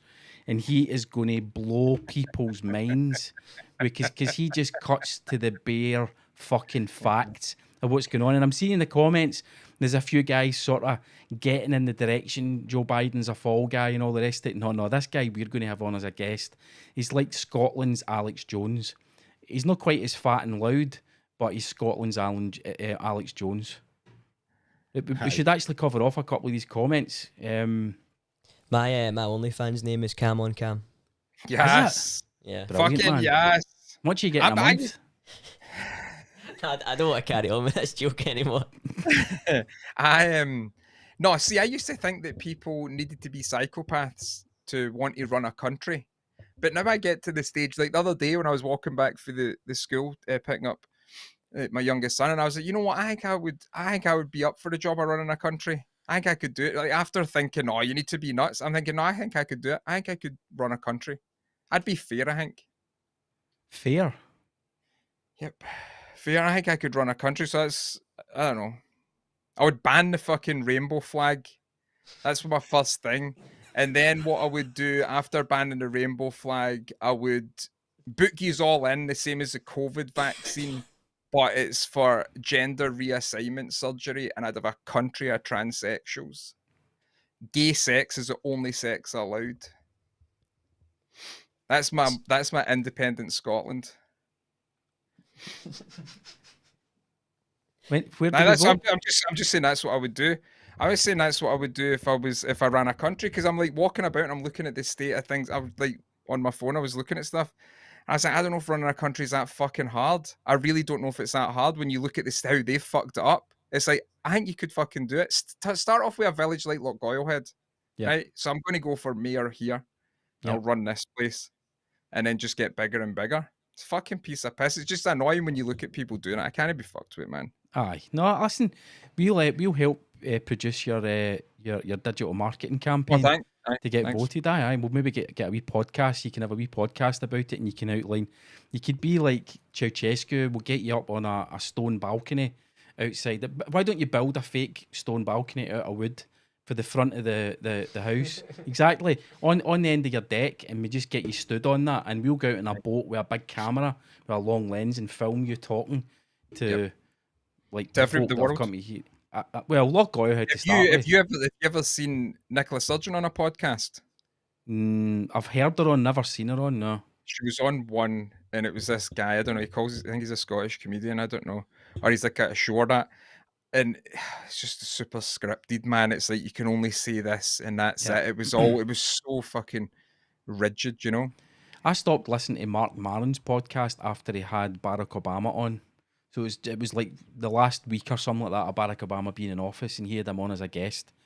The only thing that was interesting about it was the preamble from Maron on his own, where he was talking about what was involved in having the President of the United States come to your garage at the side of your house to record a podcast. And that was dead interesting. But he was crawling so far up Obama's arse, you couldn't actually hear Maron, because he was right up his fucking arse. No objectivity at all. Obama done loads of stuff like that after his to the end of his presidency, so that he could stop people remembering all the drone shootings that he did. True. The most drone strikes in American history. More missiles. Nobel Peace Prize though. Nobel Peace Prize winner who fired more missiles than all American presidents combined. That's a fact. I've just not made that up on the spot. When you're an international podcast and content creator, you need to be able to just come with the facts. I've not made that up. Is that any 5G masts in that? Any talk about 5G masts along with that stuff? That's a thing, though. See what you say, that is a thing, isn't it? That is a thing. What's a thing? 5G masts? It's not a mad conspiracy thing like 5G and flat Earth. It is a thing. Oh no, that is an actual thing. Aye. He won the Nobel Peace as soon as he took office. He was given the Nobel Peace Prize for some reason, and then during his 8 years in office, in the most racist country on earth, he fired more rockets than any other president combined, and more drone strikes. And then the drone strike thing comparison isn't very fair, because it's not like they were firing drones when Bobby Kennedy, John Kennedy, JFK, fucking hell, Mark, when JFK was president. They didn't have drone strikes then, right? But the missile thing was dead interesting, considering America's had 1 or 2 wars over the past 60 years. Right, we need to cover off some comments, right? Because I feel bad for the guys. These guys been firing loads of nice wee comments in. Guess who's shown up in the chat tonight, Neil? Oh, who's came? Our good friend, show sponsor, Howling Interiors. You'd sell some merch if you got cancelled, Neil. There you go. Maybe. You get a good logo made up for the hoodies. Cancelled. Aye. Rob Simpson reckons if we get cancelled after tonight, and listen, man, we have jumped into some sketchy territory. Anyway, he says we'd have to switch. Well, talking about Barack Obama and all that, and slagging off Nicola Sturgeon, you know they'll do that. He's good pals with the Clintons, so you really do need to watch out. Yeah, and we'll get to that when we talk about Norm Macdonald in a wee minute and the Clintons. What else have we got? Martin Dakers reckons that Janie Godley, or maybe one of us, Neil, should have been there when Trump landed and holding up a sign saying buy merch. Scott Porterfield adds to that, and he says SMRE viewers are going to start attending every protest and major event, holding signs saying buy Neil's merch, cunt. That's what I would do also when I'm running for an independent Scotland. I would camera all your houses, everyone, and it would be streamed 24/7, and we would all live off merch sales. That's how we would live. Merch sales. So you'd fund the state by merch sales. That's it. Just merch sale. We'd all be buying merch off each other, and there'd be like a monthly quota that you got, and then as the merch police would visit you and go, "Listen, mate, you've not quite made your merch purchase quota this week. Did you know Neil's got a new merch drop anyway?" So dive into that. Then get the merch that you need. Once I'd sold a load of merch, say for a year, I'd sold a year's worth of merch. Then I would start rolling out the merch vaccine, which is followed up by a merch booster shot every 6 months. And the good thing about the merch vaccine is it makes you forget that you've already bought the merch. So, and it creates, the booster shot gives you an overwhelming urge to buy merch. So it's just a perpetuating cycle of revenue. It's fucking genius, man. That's where we're heading, man. See that's what life would look like. A fucking country of transsexuals. A country of fucking transsexuals. That's where we're heading. I'm just having a wee look through the comments. Thanks, guys. The comments are great as ever. Howling Interiors. All getting a bit serious with American presidents. My biggest problem today was I had two shits. Can't even fucking spell two, you fucking moron. So he had to have two shits. It's all the tuna he's been eating. Because apparently he was tuna fishing off the coast of Ireland.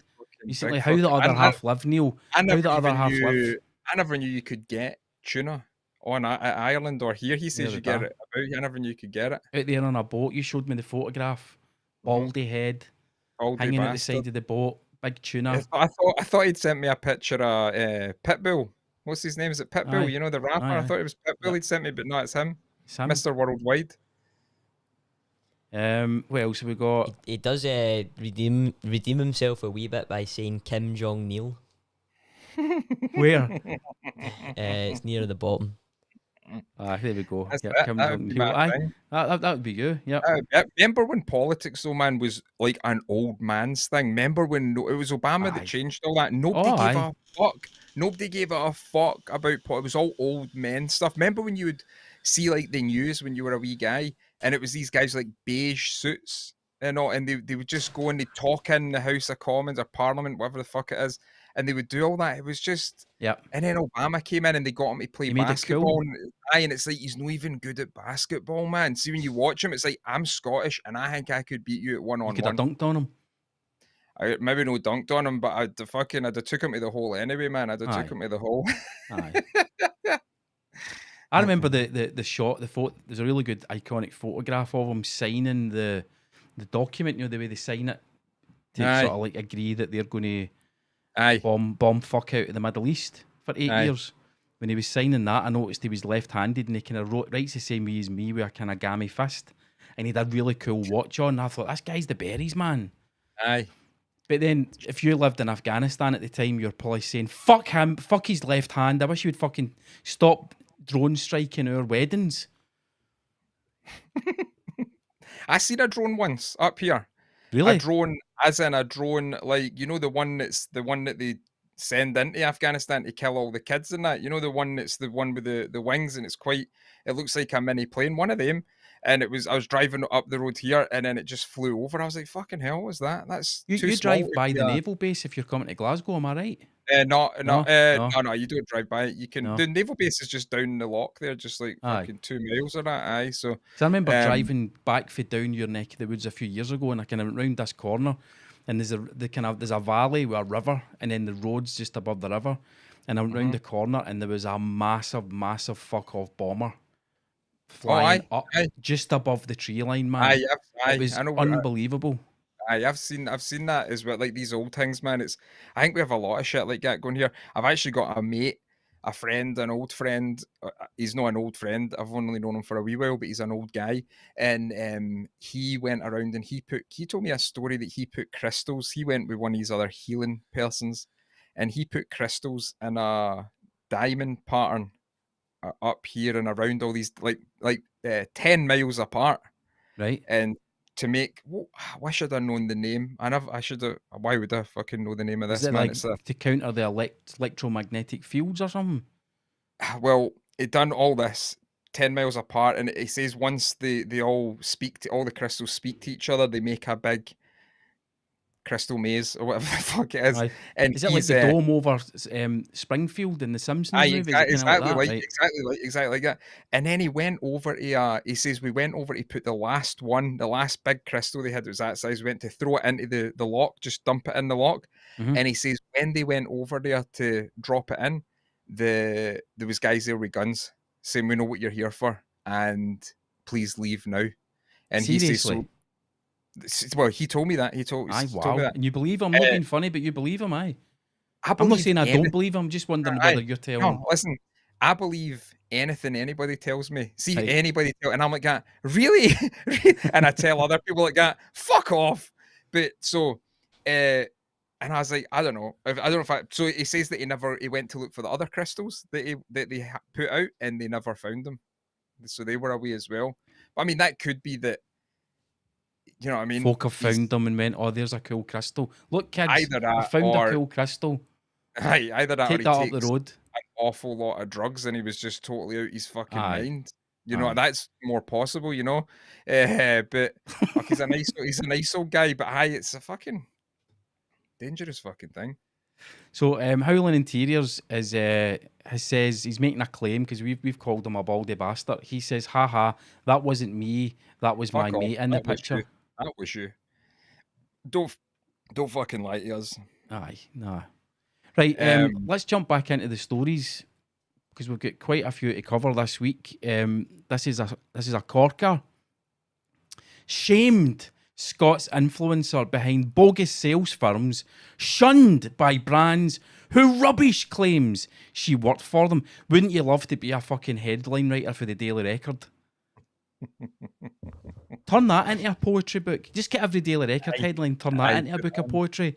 Shamed Scottish influencer behind bogus sales firms, shunned by brands who rubbish claims she worked for them.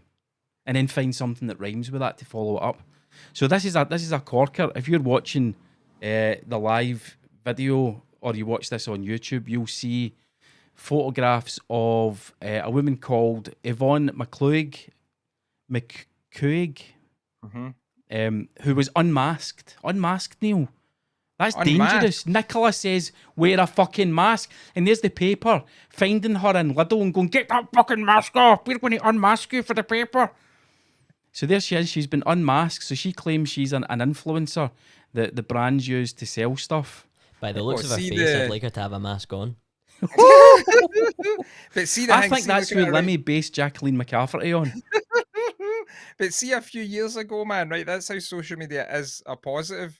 Because a few years ago, she would be selling a big issue, doing blowjobs, and for like scraping money. And now she can post videos there in her gear. Good for her, man. She's doing a bit with her life. She's fucking trying to get somewhere. Is she an actual model? So she actually does stuff and she posts. She posts it on her social media. So she makes a wee living for that. Good for her. Basically, the article says leading fashion brands have rubbish claims from a disgraced, not just like they're obviously what word can we use to describe her that'll make folk go, what's she fucking done? disgraced social media influencer that she works for. Yeah. Has she been trafficking children across the American desert? What's she been doing that's disgraced her? Apparently she worked for a company that pestered people with more than 500,000 unwanted cold calls. So that's what her sin was. She's 43. She makes no mention of her sales job on Instagram. That was all she done. That's all she done. Tell you, this is a marketing. This is another form of market. She's got a publicist and it's let's fucking fire this story out, put me on but a good PR going, try and spin this.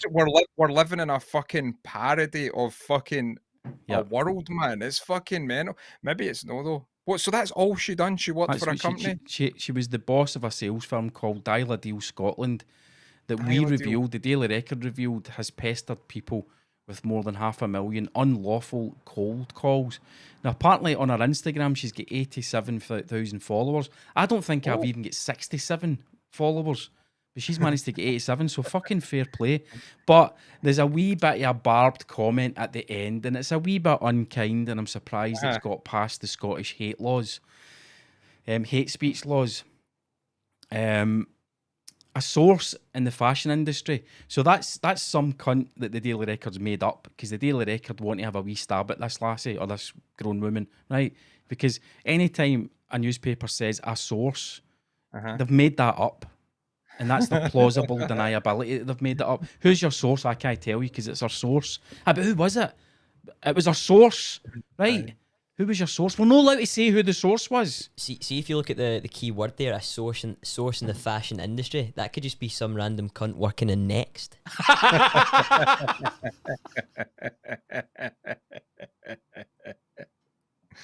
Very true. So this source in the fashion industry, aka Janice, that works in Next, Sauchiehall Street, said a lot of these brands have a particular type of profile they'd like to work with to promote their brand. ASOS target people in their 20s and wouldn't work with someone like Yvonne. Yvonne's 43 and she looks like that. So basically they're trying to say, look at the fucking state here. Do you honestly think ASOS would pay her money to showcase their products? I mean, that's kind of, I think it's cheeky how they say that, right? Because we don't know her past, right? This is my intervention voice. We don't know her past, and it's, you know, and they just say stuff like that, and I'm like, fair enough, how she looks, you know, that's fair.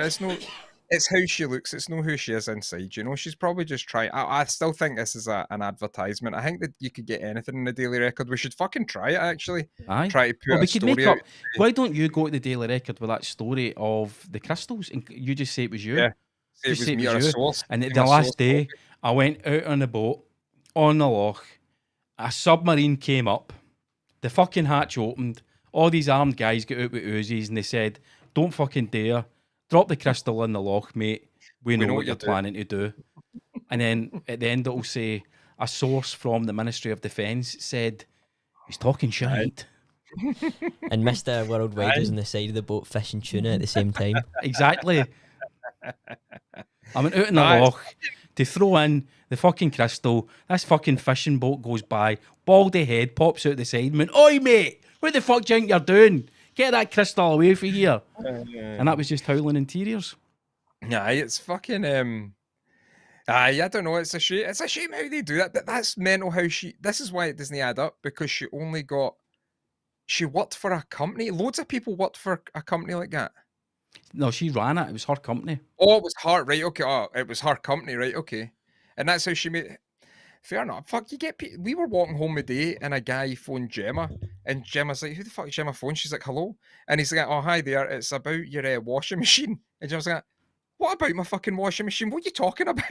And he says, "Well, she says, I'm not wanting any extended warranty. That's a bit personal. My washing machine's personal. That's where I wash my kids' underpants, and you're phoning me about my fucking thing, mate. And no fucking get fucked." And then he goes like, and she's like, "Oh, no more M's. See you later." Brilliant. And then just hung up. But that's like a pest. That's a pestering call. That's a pestering call. No, the guy should have doubled down and went, "Well, is your fridge running?"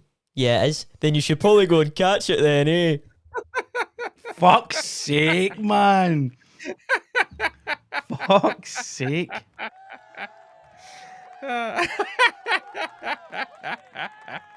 Nah, right, we've got a couple of comments about poor Yvonne, Neil, right? Because obviously you've gone into intervention mode, right? MB Carpentry reckons the fucking tide wouldn't take her out. That's no nice. That's no nice. Scott Porterfield says, she definitely likes the gear, eh? That's your opinion, Scott. They do not represent the opinions of social media. Ruins everything. In terms of what MB Carpenter said, that is what his company believes, not us. Yes, exactly. MB Carpentry Limited does not represent in any way, shape or form the opinions. See how when they're talking about the way she looks and stuff like that. I was watching a thing last night. There's a guy on, I don't know if I follow him or not. It was LA Homeless. Sometimes I think it's kind of tragic. Why? I don't know why I follow a page like that. And he does videos with homeless people. And I was looking at it and I said to Gemma, I was like, look, Gemma, I was like, there's people who look exactly like her who live here. Exactly this. They look exactly the same. Exactly the same. I don't know if it's meth or heroin, whatever drug it is, but they look exactly the same. Which is just interesting to me that they're 4,000 miles apart, but they look exactly the same just because they took the same substance, you know? Aye. That's the wonders of drugs, isn't it? It's the wonders of drugs. Right, we've got an interesting wee thread going on in the chat, and again, apologies to listeners, right? But some of this, we think this content is quite entertaining, and if you want to be a part of it, just head over to YouTube, search for Social Media Ruins Everything. We go live 7 p.m. Wednesdays. So we've had a comment from Job and Knock Podcast, and the comment is just a bunch of smiley faces or laughing faces. So Howling Interiors has followed that up with new advert in the chat. And Rob Simpson says, can you advertise another podcast on a podcast? To which Howling Interiors has replied, podcast Inception. That's quite clever. I like what they've done. Now, Job and Knock Podcast, you know the guys behind that, don't you know? It's fucking you, Scribe. He's fucking coming in and get double ads. He's already in the fucking chat. He's fucking there with two. Wait, he'll bring his normal name in now. Tell you a funny thing. Job and Knock, that's the podcast I was on, but it's not out yet. Is that the one you re-edited for him without him knowing? No, he knew. He fucking knew. I just says to him, do you want to do it? And he done it. He knew. He was in, he tagged Soren. You know Soren? What's Soren? S-O-R-E-N. Is that not a fruit bread? Aye, it's like a fruit bread thing. So he kept tagging them for years in his stories. Right. And then is that why that was mentioned in the chat? That's why he had loads of it. So then he put it on and Soren tagged them. And so you look through and it's all these influencers. And then it's Dan eating a fucking thing. And then it goes on to another influencer. It was fucking hilarious, man. It was really funny. But he got millions of Soren. He got fucking loads of it. Soren for days. So they sent it to him? I sent it to him. He's an influencer now, man. Content creator, influencer. Well, he put up a Job and Knock podcast. He put up a wee kind of competition thing on Instagram, and I was notified of it. I don't follow Job and Knock podcast on Instagram, but he put a wee thing up and he tagged me in it. If you can hear noise in the back, that's the dog having a stretch or something. It's Cam trying to force a fart out. So he tagged me in a post, and it's basically whoever puts the best comment in wins, but I don't know what it is they're winning. So I kind of rose to the challenge. So Job and Knock podcast. Look for my comment, right? It's a good one. I do call you a nonce in the comment, but listen, what's a joke among friends? Right, Neil, we're going to go into more Scottish influencer territory. Are you ready? Right, cool. Aye, man, Scottish influencer. I'm always want to see a fellow content creator. Right, so what I'm going to do is I just want to quickly test the audio, right? So if everybody just wants to kind of talk among themselves for a wee bit, I'm going to play something, and I want you to tell me if you can hear it at your end. Is that all right? Yeah, aye. Can you hear anything? No. Right. So let me just see if I can get this, because we've had issues in the past with stuff echoing, the audio echoing. So I want to see if I can figure out a workaround for that. I should really. What we'll do is we'll just put a wee bit of music on while I'm doing that. I do that. I'm feeling the pressure. Folk can have a wee jig. Go for a push, guys. If you need a push, you want to get another cup of tea, go for a push. But what Fill I'm up your thinking, but pipe or whatever it is that you do. why you do this? I was thinking about the Janie Godley thing, and it's kind of a shame as well. Going back to my intervention type thing, it's like the people of Scotland, a lot of people of Scotland really liked her stuff. You know, they really liked it, and they would promote it, and they shared it. Oh, that's hilarious! Gave me a great laugh. And then as soon as that comes out, it's like they take it away. I just don't like that whole. I think she should be allowed to say what she wants. I think everybody should be allowed to say what they want. You know, so I kind of because. I don't know her career. I don't know if she had a big career or whatever. If she was, I imagine if she's in the advert, she was doing pretty well, and then that gets taken away. It's a shame, you know. I know what you mean. I do know what you mean. Yep. You know. Right. Let's see if you can hear this now, Neil. Right. No. Still nothing. No, still nothing. Right. I'm going to try one last thing. Job is working for a billionaire. I prefer my billionaires to have visibility so they can have some level of accountability. Okay, so the guy who's the head of NBC, I don't know who the fuck he is. Yeah. Let us know if the audio is echoing back, right? So just have a wee listen to what we're talking about. I've changed an audio setting. Let me know if that audio is echoing back onto you, okay? And I'm going to turn up the sound on this YouTube video that's playing in the background. Bowen Yang tweeted something, and then another guy tweeted something. And I know Bowen Yang's names because Stop Asian Hate, but I don't know the other guy's name because it's SNL. Right, so if you didn't get looking fired to know for if there's SNL, any echoes, guys. I don't know who you are. Yeah. Did they fire the minorities? Nobody's fucking responding, man. They fired Shane. That's how I know. We're still going on about Inception and your internet being fucked. By far the best sketch comedy show on it's the fine. internet or TV. Yes. Thank you, Gordy Browse. Right. Okay, so basically, apparently it was really, really loud. What was? Rob Cassidy. That's a fucking surprise. Rob Cassidy's moaning about fucking something. The miserable fucking moaning bastard for Dundee. Shut the fuck up, Rob. Get a fucking life. Right. So sorry if it was a bit loud. There's so many different settings, and we want to make sure there's no echo and stuff bouncing back. Unfortunately, the chat ping, you'll hear that now. But the reason I'm doing this is we want to be able to get the audio from this video, right? So this is a video that Neil sent me to look at the start of the week, and I've been fucking obsessed. I've been obsessed, Neil. Oh, I knew of him because my boys they showed me once to check this out, and I watched it, and I was like, I couldn't work it out, man. But what's your thoughts on it? So I'll give my thoughts. I think Cam's got some thoughts as well. There's an echo now. Oh, it's on Neil. Right, what we'll do, right? We'll just, Neil, don't speak for a wee minute, right? And we'll play a few wee bits of this, okay? So folk can see it. So it's from a YouTube channel from a guy called Kaz Milligan, who apparently is a Scottish influencer, and apparently he's big on TikTok. And when I say big on TikTok, he's got 45,000 followers. Everybody wants to know what would have happened if I didn't win. I guess we'll never know.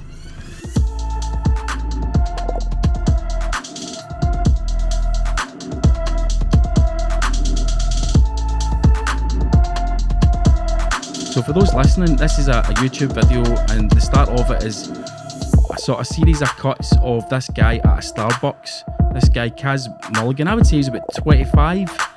And he's at a Starbucks getting his photograph taken with loads of kids, so young boys, young girls, etc. And he's handing out coffee drinks to some of them.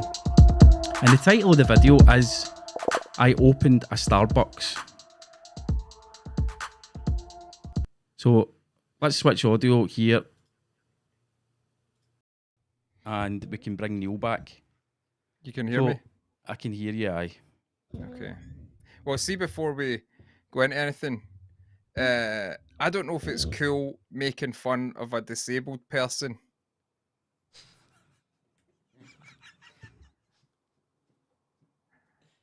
So can we confirm or deny before we go into it?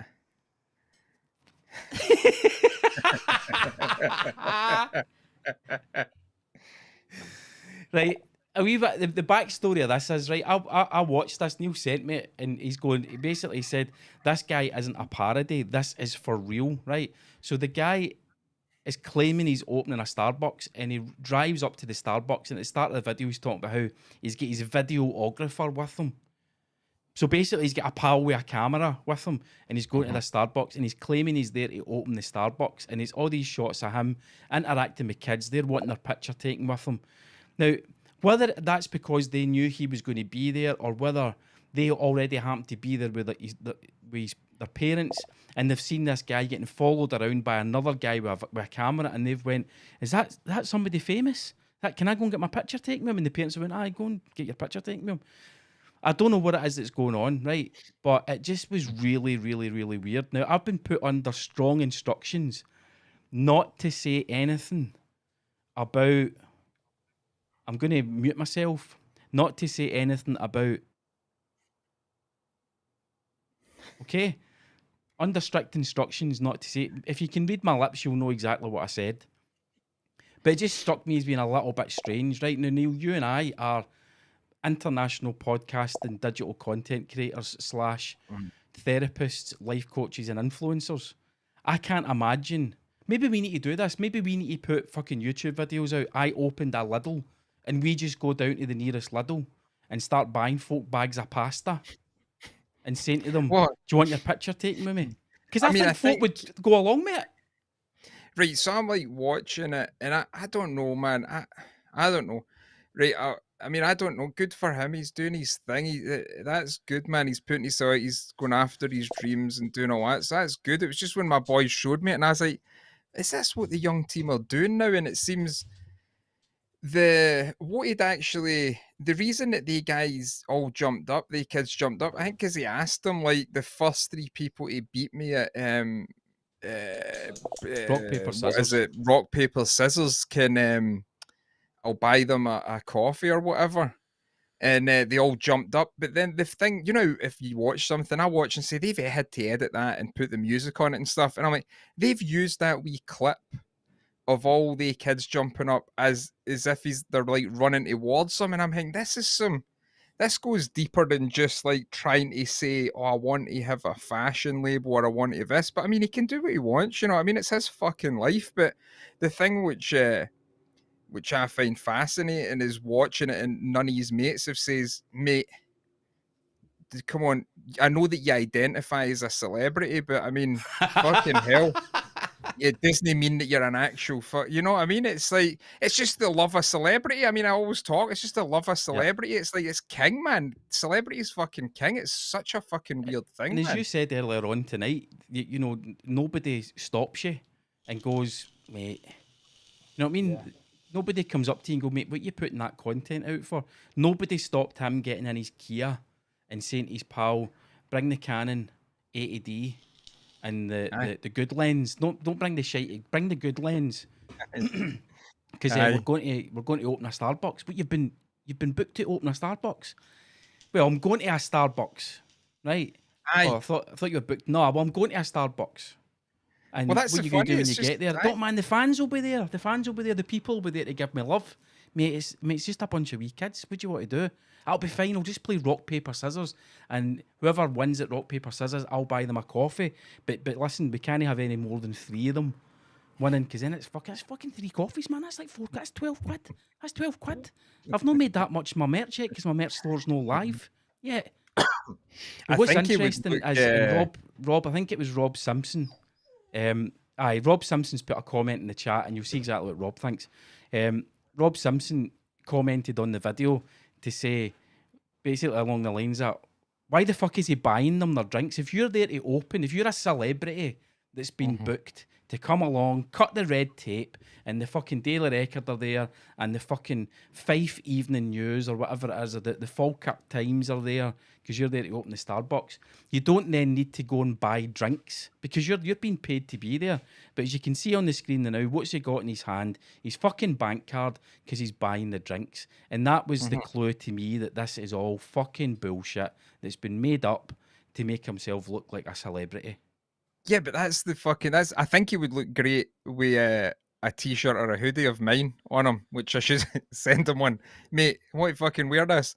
But you should send him one. It's made out to be like he's opening a Starbucks. I mean, is he opening is made out for that, you know? That's the crazy thing. But the thing is, I don't know, maybe you would edit out the part where he's paying for the coffees.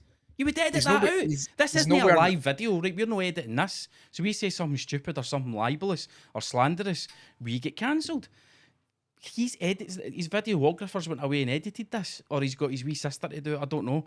But you would edit out the fucking key part where you're buying the drinks, because that's the clue, people, right? You don't need to be Sherlock Holmes to figure out celebrities don't need to buy drinks when they've been paid to go along. And I'll tell you how I know this, right? I'm an international podcaster, digital content creator, life coach, and general just fucking guru on all things to do with life, right? But he's not wearing a mask either. He's not wearing a mask indoors, but celebrities don't wear masks indoors. I actually like him more now because he's not wearing a mask. Right. So I've got here's my point, right? Here's my point, right? So I'm all these things, international god of podcasting, along with yourself, Neil. You're Jesus, the Jesus of podcasting, right? But along with all of those job titles, I'm also covering my mate's window cleaning work now. Mm-hmm. Right? Because it's good to stay in touch with the ordinary people. Mm-hmm. And part of the job is to go and clean the windows of 2 McDonald's. Mm-hmm. And on Saturday, I was cleaning one of the McDonald's and I fancied a breakfast roll meal. And I went up to the counter, and then when the manager saw it was me, right, he went, "Oh, it's the window cleaner. This is on us." Aye. Well, it's the window cleaner. This is on us. So that lassie in that shot there on screen with the mask on behind the till, she should have recognised, oh, it's Kaz Milligan. You. These coffees are on us, because you're actually here to open the store. My job only started this morning when you cut the fucking red tape. So the place was open. The clue. Aye, the place was opened and nobody he wasn't opening it, right? But the thing is, he's just, I don't know, if you watch a few of them, it's like, I feel like doing an intervention again, you know, and like saying, mate, come on, it doesn't need to be like this. But he's just a young man who get carried away with himself. Exactly. We all know, you know who else was a young man who get carried away with himself? Adolf Hitler. All right. Right. I went the other way. We need to watch what we're doing with this. He's just, I feel like good at an intervention. We could, if we went in hard, like, I think it's good that there's been a day or two a buffer between you sending me that and then us going live with this, because I was ready to go. The stuff I had prepared to say, was unreasonable. It was just unreasonably harsh, right? And then, Then I commented on the video as social media ruins everything, right? Yeah. And because at the end of the video, the guy gets back in his shitey Kia. And it's all he can afford, right? I'm no mocking. My car is, I drove a Kia. I drove a decent Kia, right? But I still drove a Kia for a while. His one looks a bit shitey, but that's fine. It doesn't matter. You don't judge a man by his Kia.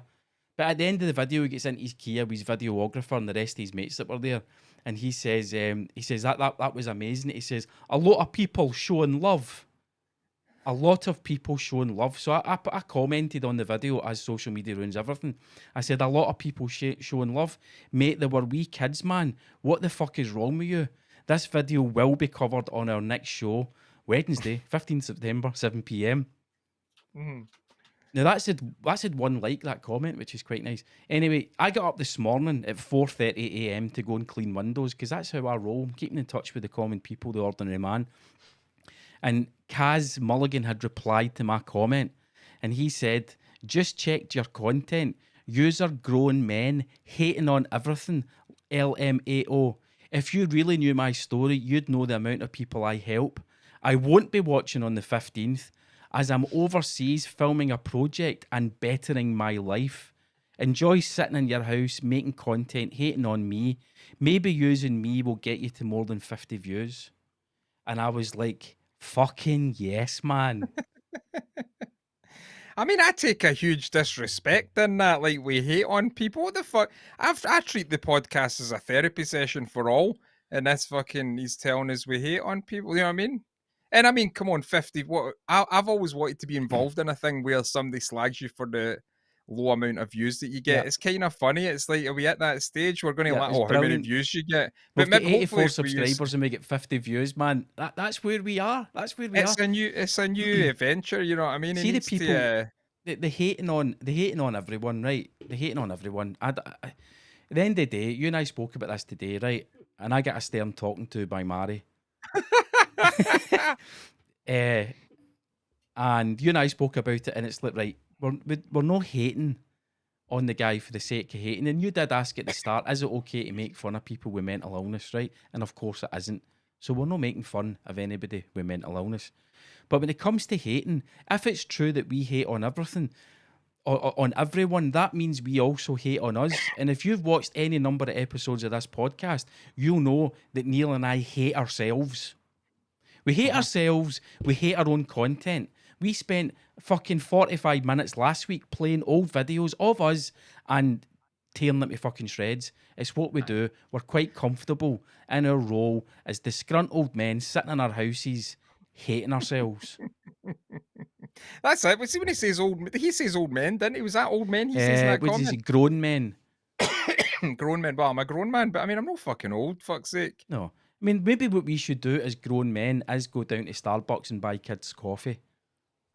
Well, I mean, his audience is mainly 12-year-old girls, boys. Well, it seems to be, it's like TikTok he does, so maybe it's he's a folk TikToker that watch TikTok. So there's one of his mates going, yes, man, fucking yes, man, doing the fucking Wayne's World sure thing. Mute that again in case it echoes. There's his audience there, and fair enough, man. Fair enough. So you sell it? So he sells fashion stuff and that. He's a model and got stuff a clothing like that. line. He's got a merch line, Neil. I think you need to watch your merch lord status. Just keep your eye on this one. Aye. Right. Well, it's funny, just a guy who looks like that. Like looking at him, you'd be like, he looks pretty. He looks like a normal, trendy guy, you know. But it's like a guy who looks like that is still a virgin. You know what I mean? Aye. Apparently. Which is, I don't know. It's I don't know, man. It's kind of like they see so that's his audience. Are they wee girls and boys? Yeah. Aye. Right. So the way the world is now, I think the stuff that I would have known when I was like 16, 15 is, I think the stuff you get to know, I think kids know that really young now. Right? Yeah. Eh? Do they? Aye. Yep. That's so his DMs, man. You know what I mean? I'm not really comfortable talking about it, but his DMs are going to be filled with like young assholes. No, you can't say that. You can't say I that. don't want to say that. No, I don't want to say the that. lawyers in the ear here. I've got them on Bluetooth. Like it's just it's a funny thing. It's a a strange phenomenon, right? Good for him, man. Good for him. It's just there's also the chance that it's a parody and he's a fucking great actor. Right, so I thought that, right, and that's what Cam and I actually spoke about it, and we watched another one of his videos, where, in fact, his most recent one, because he refers to being overseas, so his most recent video is him getting a tattoo before he goes overseas, and by going overseas, I think he meant going to Edinburgh Airport and maybe getting on a plane. Maybe he didn't get on a plane, maybe he just said his videographer, follow him to Edinburgh Airport, and because he picked up his suitcase at one point, and I thought it looked suspiciously light. So maybe it was just a whole thing, like a setup. See in terms of the whole going overseas thing, Adolf Hitler also went overseas in 1914 and came back to Germany. He bettered his life after that. Just another guy who got carried away with himself. So Cam and I watched the second video, right? And I sent a particular section of it to you because there's a bit where he's going up the escalator at Edinburgh Airport and he's turning and waving to his pals, and his pal waves and then turns away and kind of mutters under his breath, "Thank fuck for that." So we were suddenly like, right, maybe it's a super self-aware parody that he's doing. Like maybe this is all just a fucking parody of the influencer, and he's a Scottish guy with the hair and the Logan Paul haircut and all that, right? That's sorry to interrupt. Sorry, Cam. That's what I think he's trying to go for. He's trying to go for the whole Logan Paul vibe. Before Logan Paul got his podcast and came a bit more down to earth. Aye. I think that's kind of the way he's going. So he was like that. He had that personality trait. He acted like that. Logan Paul, man, at his peak when he was vlogging, like some of the fans, some of the ages of the fans that he had, it's pretty much the same, but on a bigger scale. So it's definitely a business model. If an influencer business model. Aye. Well, there's another guy. There's a guy who does scooter. You know, the scooters, like kids and that. And there's a guy who does that who's really famous, and it's the same people. Because I took the boys to an event when they were young, and I was thinking, this is kind of he's a grown man here, and it's all these wee kids running about him. I'm like, that must be a weird experience. You know, this is the content I create, but it's mainly for kids. I mean, I get kids entertainment, but when you're meeting them and they love you and all that must be a bit strange. It is strange. I mean, our content is made for other men, and our audience demographics would suggest it's something like 76% male, 23% female, 1% non-binary. I'm comfortable with that. The average age is 24 to 49, I think. I'm comfortable with that. So if we went to a Starbucks, if we said we're going to open a Starbucks, it would be all the mad cunts for the chat showing up, baldy, beards, dishevelled, smelly arses. One guy's got a fucking cock coming out his face, which is a bit disturbing. Thankfully, he can wear a mask and cover that up because we might get kicked out. But it's more comfortable from where I am. It's like my youngest watches Dan TDM. Is it Dan TDM? Dan TDM. He makes Minecraft videos. He's a guy, he's nearly fucking 30, and his job is sitting on the computer making Minecraft videos for kids, right? Minecraft's very young. That's a young... But as for... Before we move on for Kaz, right, because I will forget, I went in and I spoke to my daughter, right? And I said, have you heard of Kaz Milligan? And she went, oh, aye. Oh, so he's popular. What's the story? And she went, well, one of my teachers went to school with him, and she said he's always been like that, and was showing us photographs of him when he was like 17. So that kind of unfortunately dispelled the parody, because I thought this could be one of the most genius self-aware parody accounts on YouTube and TikTok, but it might be that it's not. It might be he's the real deal. It's very David Brent. It is. It's kind of like he's like a modern... Oh, I mean, if he was doing a parody thing, he would be a modern day like Tommy Wiseau, you know, for The Room. You know, where if people say... You know, if people say to him like, oh, this is a parody... If a load of people started saying, oh, this is a parody, he'd be like, I'm just joking, I'm kidding on, you know, when really kind of wanted... best of luck to him, man. But I just think if he had... And listen, Kaz, when you do watch this, because I find it hard to believe that you're about to resist, especially when I go back into the comments and paste the link into tonight's show. I find it hard to believe you'll resist watching. We would love to have you on and share the secrets on how to become a social media influencer, because two baldy guys who are older enough to know better would love to have that just to get the sponsorship deals. And I'm probably about his age. I mean, come on, man. I mean, let the up and coming influencers that aren't in the game yet understand how. He's got a haircut booked for Friday, and I says, get it fucking cut like this guy, and we'll be gold. Get him on the camera, and we'll get him on the camera next week when he's get the haircut. It's all shaved in at the back and all brushed forward, right? Aye. And we'll get him on and we'll just put some fake tattoos on and that. It'd be nice to have him on. It'd be nice to have him on to speak to him if you like, because I think he's obviously putting himself out there, but it's the whole attitude. Like, see, I don't know if he would. He's not a weed smoker anyway. There's no, because he would reflect too much and just think, what the fuck am I doing? But honestly, I wouldn't admit, I'd talk to him, man. I'd be like, right, son, come on, this doesn't need to end up like this. You know, we can fucking sort it, because you look all right. You're a handsome young man, and you've got chops to put yourself on a camera. So maybe if we just channel this some way, you know what I mean? But then it's the whole thing about his life coach and his agent. I mean, totally. But then it's when you think of that, then it's the video where he's like, where am I as a Scottish celebrity? Like, well, you've got Andy Murray, you've got Lewis Capaldi, and then you've got me, the GOAT, and see all that shit. I'm like, mate, get to fuck your fucking... Because he calls himself the GOAT. The GOAT. He says Lewis Capaldi called him the GOAT. He says, I watch all your videos, mate, and you're a GOAT. And it's that attitude that with the young team, that I just have no respect for. I'm like, you're a load of fucking weak little bastards. Now fuck off and shut your fucking mouth. But in saying that, I'm not saying that about him. I'm saying I think he probably would like to do a YouTube channel and all that, and he's probably just looking for some guidance. So, I mean, we could certainly do it. I mean, we could figure out an hourly rate, contact his agent, just say, look, there's a couple of international podcast and digital content creating influencers who've got a wee bit of experience under the belt. They've kind of been there and done it. They've been to Starbucks, they've bought coffees for kids. They've done it. They've done it. If he takes the glasses off, you can understand the trauma behind the eyes. That's Exactly. why he wears them. It's all right. Exactly. So It's we can just, bring him under our wing, Neil. Give him a bit of guidance. That's it. That's it. Drop the F-bomb in your videos now and again. That'll sort them in for the boys right away. It's Do you know what I mean? It's Which the is what he needs to do. I mean, I never even noticed the way he spoke about, but it's just the way social media gets people. This whole thing with celebrity, he doesn't need to do that. He doesn't need to, like, I don't know, man. What if he acts like that right through and then he hits 30? And 30 is a young age. He's got plenty of time to do it again. But what the fuck happens when you're 30 and people know you're still living with your mum and that, and it's like, I'm no a celebrity. But he really wants to be a celebrity. It's like, I can't, that's the way this fucking thing fucks up people, young kids, you know? We spoke about this, I think it was on the members only show that we recorded on Sunday.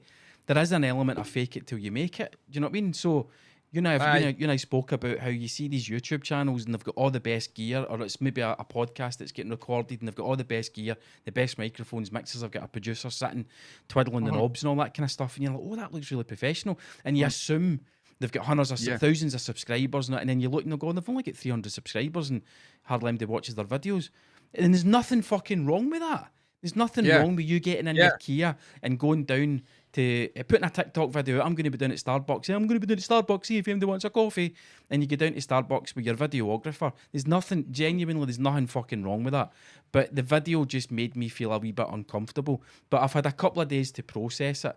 And the fact that my daughter's teacher says, look, he's always been like that. Right? Fair dues. We all know guys like that. We've all known them. I don't have a problem with them, right? But I do have a problem with the lying. Especially when you're lying to a young audience about... I was just going to say that, Cam. I was just going to say that, man. That is the issue.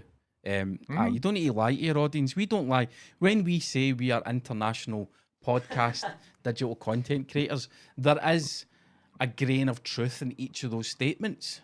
Do you know what I mean? Because we've got listeners in New York, listeners in New Zealand. There you go, man. There you Canada. go. But it's just the lying thing was a funny one because he has other videos like lying, like GQ interview for GQ and all that, and I'm like, did GQ interview? And then you look at it and it's like, oh no, they filmed it. That's how I thought about the parody because I was like, this must be but if he is, he's a fucking great actor and he's so good that nobody's found out it's a parody yet, but. He obviously is a good actor, man. He obviously is some performance around him, you know, because he's managing to get views and all that, doing what he's doing. The lies continue in the comments. So there's a guy, Craig, basically calls him out, right? And his comment, and Kaz replies to Craig and says, "Hi, Craig, I have the DMs of them inviting me to open the shop and appear." And then somebody replies to that, insert fake DMs here. And then Rob Simpson, you paid for your drinks, definitely went there to open the store. So Rob's over there, he's repping for SMRE, he's part of the club. Maybe you need to change your YouTube name, Rob, to Rob Simpson -SMRE, just to kind of get the clout up there. But I mean, the lying thing is the disturbing thing. It's like, that's man, don't lie. I just don't get the lying. It's like, we don't need to. It's like, just... that's how I want that Our Tune song, you know, and I'm like, mate, just be yourself because you will find people who like you, and you know what I mean. And Kaz, this is an intervention, mate. Your hair is fucking on point. It's very now. Lots of product, great. Your tattoos are decent. There is a video where you've got one arm in your sweatshirt and the other arm out. Don't know what that's about. Maybe you've got disabilities in your right arm after the stroke. We don't know. But at the end of the day, stop telling lies, mate. Stop telling lies. Listen to your Uncle Mark and your Auntie Neil. Stop telling lies. We don't tell lies on this. We are very open and honest. And people like Rob Simpson, Rob Cassidy, Scott Porterfield, Howling Interiors love us as a result because of our honesty. So that's all we're saying to you, mate. You don't need to lie about opening Starbucks. You don't need to lie about DMs from Starbucks or interviews with GQ. You can be better than that. And we're here to help. Just get in touch. smre.co.uk. Stop doubting your greatness. Stop doubting your greatness. Chase excellence. I mean, I bet he's a sound guy. But that's just an online fucking persona. I bet he's fucking sound. One of the boys. I don't know what he works as or that, but best of luck to him, man. Best Probably alright if you went out for a drink with him, man. Just not a coffee.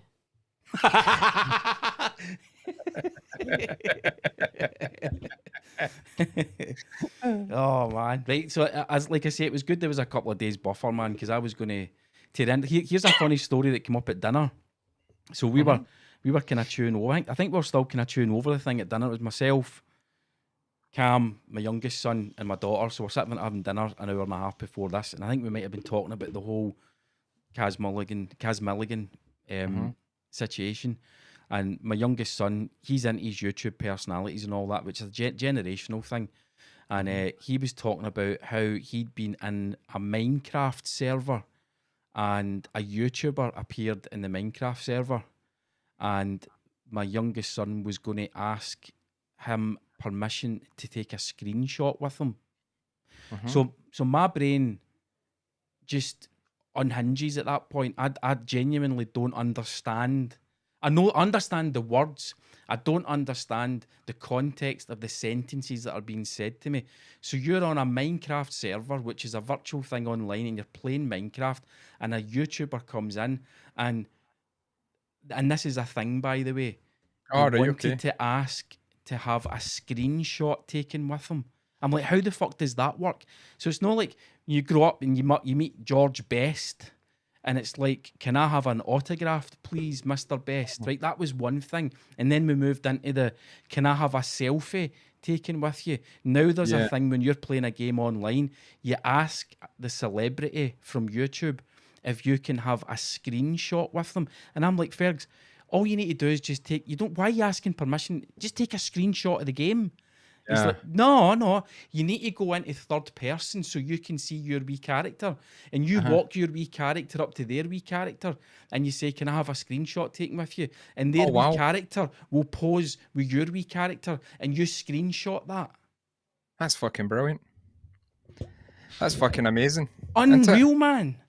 It's mental. I mean, what a world. I mean, I think that's like, I've been watching a guy on YouTube, and he does walking videos, but it's not him walking. What it is he has the camera and he just walks for like 2 hours across a beach. I know the beaches and the bit that he's walking, but I'll watch it and I'm like, this is the future of international travel. Is sitting in your living room watching a guy walk across like Malibu Colony Beach, and you're just watching it. Them. It's brilliant. And you're just sitting at your, and this guy, I found he does the binaural beats audio on it, so like the waves go for one. I was listening to the other night before bed, and I was like, this is fucking brilliant. But then I was listening to it, and there was a team. It was getting louder and louder. There was a team of Mexican fucking gardeners trimming hedges. I'm like, you fucking bastards! I'm trying to fucking watch us get the waves and all that, and then it's because those binaural beats put folk into a suggestive state. That's partly what that's not what they're for. That's what they can be used for. They put you into a meditative state where your brain is very, very, the frequencies of your brain slow right down, but you're also highly suggestible, right? So this is a tip for your videos, Neil, right? And this is a free one for myself as a fellow international podcast and content creator. What you need to do at the end of one of your videos is you bring in the binaural beats, right? And just let them run for 3-4 minutes and just say to the guys, listen guys, get your headphones on. This is going to relax you. And then what you do is you intermittently say, buy merch. NeilsWoodshop.com. Buy merch. Merch drop coming soon. Right? And then they're a highly suggestive state. Fucking brilliant.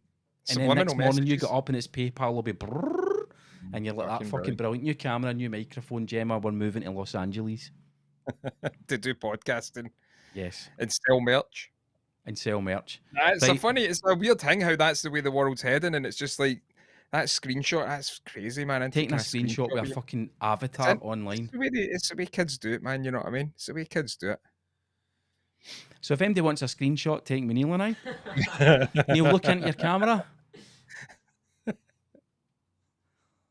Let's do it at the same time. Like, screenshot this, and then you can print that up and put it in your fridge. If you actually print it up and send it to Neil, he'll sign it for you for the low cost of £15 plus VAT. I had a guy once, way back when I first started YouTube, like way back, and it was I'd done like a few videos, and the guy's like, "Can you send me a signed photograph? Because you're my favorite YouTuber." He was in America, and I was like, "This is." I've not got any pictures of myself that I can sign. I think that's a bit far, but if you give me your address, I can send you stickers or that. But he never gave me his address. His fucking brother that he sleeps in the basement, we probably fucking killed him. I'm just trying to. So a guy asked you for a signed photograph. Yeah, because he says I was his favorite YouTuber. I've only done like 3 or 4 videos, man. Come on. I was just kind of embarrassed, and I was like, nah, because you don't know. I don't want to be silly. I was like, nah, I don't want to be like rude. I was like, nah, I feel uncomfortable doing that. So I'll send you some stickers, but you never messaged me back. I think we both need to get black and white headshots done. We've got the photo studio here. You know, the big old mics, the big old silver like mics. As if we're talking into it. And just sign them, and we'll put them up on the website, smre.co.uk. And what we could do is we could send one out to each of the folk that have bought us a coffee at buymeacoffee.com/smre, or subscribe over at patreon.com/smre. And instantly ruin your marriage in the process. How would that ruin their marriage? I don't know, man. Getting portraits signed from 2 bald guys. It's a weird. Some of the stuff. Some of the stuff. I'm no bald, Cam. Fucking hell, man. I've got hair. Take that bonnet off and prove it. It's no. I don't have any. See, to be fair, my hair is just a weird nest of pubes on the top of my head, so I wouldn't worry about it. If you want to see Cam on camera, that's why I'm not on camera. If you want to see Cam on camera, he will be on some of the members only shows that will be coming out over the next few months. It looks better when you cut it short. You know what I mean? It looks better when you cut it short. Probably looks better when you shave it off as well. It does look. Well, you saw the state of my dome in the videos we put up last week before I'd finally sort of resigned myself to just taking the razor to it. It's got to be done eventually. You'd be all right with getting a lot of number 2, just buzzing it, and just get yourself clippers off Amazon, man. Number 2, just buzz it. That. Oh, I don't know. It's just too much. It's too much for me to take. It's just I don't want to say I'm getting old. I can't be doing it. I don't want to jump into another therapy session. You know what I mean? I think when you go for the hair transplant, I think you take a photograph of Kaz Milligan, take that into the hair transplant clinic. I'd love to have hair like that, man. Imagine having hair like that. Fucking brilliant. Fucking brilliant. The Job and Knock podcast has said in the comments, Mark and Noel. You're getting a new guy in. He starts next week, guys. Noel's in next week. Mark Noel next week with Logan Paul haircuts and some cases of Milligan sunglasses with a cold frappe latte, oat milk venti. Fucking hell. He spelled your name wrong twice, actually. Followed that comment up with a Niall! Niall! And then he's like, oh, fuck Neil, for fuck's sake. Me and Lewis fitted a shop front in a. Me and Lewis fitted a shop front in a coffee shop, and the guy asked us if we want a coffee, and I was like, give me your most fucking wanky one with the biggest, longest name. It was all right. It was fine, man. You know, it was nice and all that. I drank it, but can you remember what it was called? Oh, no chance, man. It was the long name. It was like 4 or 5 names in it. You know, it's down in the West End. That one down at the West End, which we fitted this shop front, and the window opened right out, so they could like serve people. So, and it was before COVID. Right. Fucking ideal for COVID because they could just open the door and people just come up. So we kind of very good idea that. Aye, it's great. I was down the West End in the middle of lockdown. It wasn't I tell a lie. It wasn't the middle of lockdown. It was after the first one ended and the second one started, and I had to go down to drop some stuff off to a joiner who was fitting out a barber shop. But I was talking to him before it, and I was like, man, what the fuck is a guy opening a barber shop, man? Because barber shops had been shut for months and all that, and they were probably new. They were going to, he says, no, he says, the guy's going for it now. He says, listen, you should see what the West End of Glasgow's like there now. It's absolutely jumping. He says, the city centre is nothing happening because there's no office workers. So I went down later on that afternoon to drop the stuff off. Genuinely couldn't. It made my heart glad at the time because the Byers Road was fucking heaving with people, and no bullshit with folks stepping into the path of oncoming buses to avoid another human being. Folk just being normal. It was brilliant. It's one of the busiest fucking streets. See if you end up getting into the bottom of it and try to get up to the top, it takes you fucking ages if you're driving. Ages, man. Yep. Because you got the university down at the bottom. There's Cam's head just appeared in the camera. Then MD that might have missed it. If you miss it, rewind 4 seconds. Yes, William wants to know, is that the one off Queen Margaret Drive you're talking about? What one is that? The coffee shop, I think. No, it's Paper Cup Coffee and Paper Great Cup, Western Road. Aye, Great you Western fitted Road. that out. No, just we done just the shop front, just with the big window that opens up, and I think we put in worktops as well. I'm sure we put in but that was right when COVID was just coming in. He's a nice guy who owns it. He's a really nice guy. And they've got a really nice mural on the wall. I think it's his mate who's an artist, but it's a big advert for him I just done. Get this video sent to them, and then head over to smre.co.uk, contact page, fill out the sponsorship application form, and we'll consider your request. We've been on for, this is longer than we've ever done a live show. 2 hours, 19 and a half minutes. Oh my God, these people are going to have a bed to go to and all that, man. Jeez. I'm surprised there's still folk in the chat because it is so late. Okay. How many's on the stream? There's 14. 14 still watching, man. That's healthy. Oh, well. It's healthy. I bet you Kaz Milligan doesn't get fucking 14 people in his live videos, Neil. Best of luck to him, man. I don't know. Absolutely. I just don't want to see. I always get conscious if you're looking at a young guy like that, and then you read it and you know what I mean? His suicide note says Mark from the SMRE podcast said that was like a why me? Kind of big. Well, because I'm. Because you wouldn't have said it. I wouldn't say it. You've already cut that section out of the podcast where you say. No, he's fine, man. He's Mary gave me a talking to this morning. Oh, aye. Don't mention this. Don't mention that. You're obsessed with talking about this. Don't say that. And just remember, he's just a young guy. And I'm like, right, okay. Honestly, fair play. Fair play. Oh, you're gonna. Listen, he's putting himself out there. I don't know if it's a parody or whatever. If it is, he's a great actor either way, right? He should be up for an Oscar. But it's just fucking. That's the way the kids are now, man. That's normal to kids. It's normal behavior to kids. Totally fucking normal. Yeah, totally definitely. Normal behavior. And it's like, wow, man, this fuck being a child now, having to do that sort of shit. But if other kids seen him, there's other kids, right, that know that he's a bullshitter. Like his mates are hanging about, right? Aye. His mates know that there's a possibility he's lying, and they still go along with it and do all this. I think it's just, hey, what is the point of the fucking life anyway? What is it? We don't fucking know. Nobody he might know. That might be it. That might be the way to do it. Aye. To go enlightenment. He's on the path to enlightenment. We've got a comment that's come in from Alan Kellington, which is a new name to me on the chat. So welcome, Alan. I don't know whether you're Team Kaz or Team SMRE, but you say it's 8 a.m. where you are. So where are you, mate? Alan Kellington, where are you? He's just overseas. He's overseas bettering himself. He's bettering himself. Where is that? Where's 8 hours? Where's 8 hours behind? No, it's more than 8 hours. 8 a.m. No, so that's ahead. That'll be ahead. Oh, that's probably lime tree plastering. See, New Zealand. Is it who's in New Zealand? No, his name's Kieran. His name's Kieran. Right. So there's somebody in New Zealand that watches. And well, it's going to be. He's in Australia. He's in Australia, as you know, if he's that far away. Is it no? Nah. 12 hours, 11 hours. I've got a wee just while we're waiting for Alan to respond. Just that whole folk talking about bettering themselves and all that, and helping other people, and I'm bettering myself and helping people.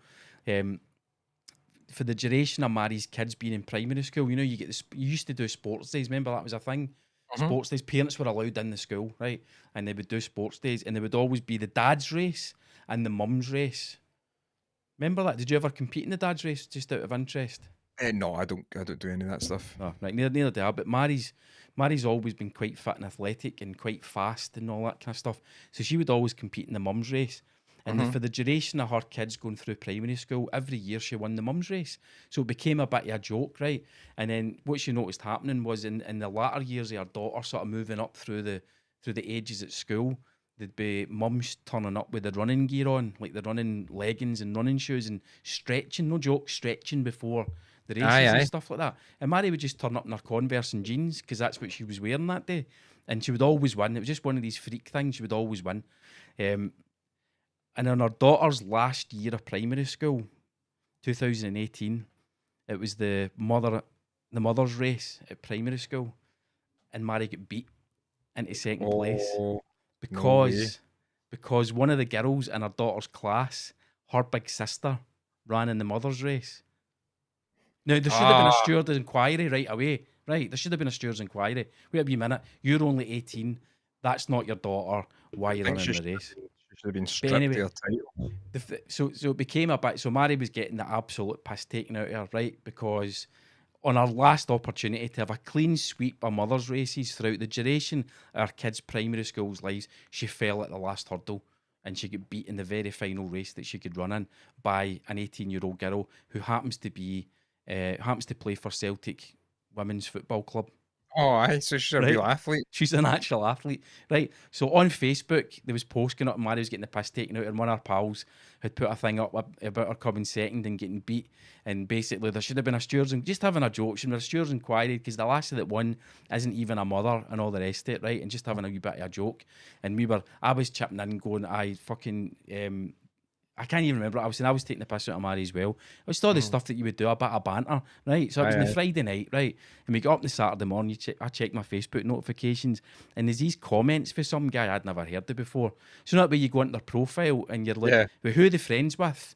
And they're no friends with anybody on my Facebook or Mary's Facebook or Mary's pal's Facebook. So it was like, who the fuck's this guy? And then I read the comments, and this guy turns out to be the uncle of the lassie that won the race. And he's like, I mean, the right person did win the race. I mean, for all it was the mother's race, if the mother's not able to attend the race, a suitable substitute can take her place in the race. I mean, and the poor lassie was just there trying to promote health and fitness. No, she wasn't. She was there to fucking take. She was there to take a title for. Take Mary's fucking crown. She was taking a title. She wasn't there fucking kidding on spreading any awareness. She was there for self-interest, man. So see, when I read that comment about helping people and bettering myself and all that, just took me back to that. Don't talk fucking shite, right? Don't talk shite. I'm here to promote health and fitness. You're a fucking professional footballer and you're here to show off, is what you're here to do. Look at the state of the mums. Look at the state of Sharon over there. She's fucking 18 and a half stone. Right, if she runs this race, both her knees are fucked. Right, and then you've got fucking Darlene over there, right? Her hip get done. Her hip was replaced the other week. She's older than she looks. And you're here to, and the only person, and Mary's beating them every single year, but she doesn't gloat about it. She's no, but you had to turn up and take the prize. The school things are funny though, man. You know what I mean? The school things are funny.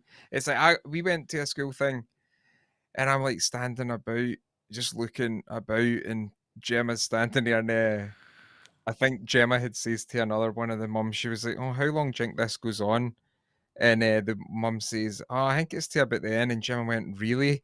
And the mum went, "Aye, it's pretty good though. We're doing all this stuff for the kids." And me and Gemma are looking at each other saying, "No, really, man. We'd rather not be here, man. This is fucking shite, you know? It's fucking..." But some parents love it. Some parents love all that stuff, and that's...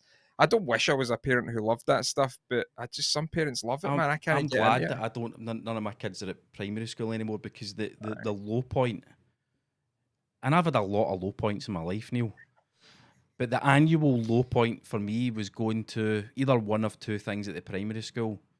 The primary school name has Got Talent, the talent show. Yeah. Right? And I think my daughter, Cam, I don't think Cam was ever in it. I think he maybe had a bit more self-awareness. But my daughter was in it doing a wee dance routine with two of her pals. And that way the girls, they've choreographed a wee dance routine in their bedrooms and that. They've been doing it to see Kaz Milligan at the Starbucks. They're a bit hopped up in the caffeine, and they've choreographed a wee dance routine to do at the talent show. So I went along 1 year for that. And then I think my youngest son was in it twice. So that was bad enough, right? But that wasn't every year. Every year, though, you had the Christmas show at the primary school. And they would break it up by classes, right? So if your kid's in primary one, they were normally on first in the wee choir dressed as angels. And if you were smart, you would go along, you would stay for the first fucking 5 minutes, and you'd sneak out the back. You'd have a seat at the back, but you'd make sure your wee kid could see. You'd be waving, going, I'm here. Your granny's here too. And you would take the pictures on your phone, and then you'd fuck off. But see, as they move up the school years, the part they're in the Christmas play gets later into the show, right? So you're having to sit through total fucking shite. Other folks' kids that can't sing, can't dance, all the rest. There's maybe one or two wee bright spots. You're having to sit through it. And do you know that way at primary schools now, everybody's a winner.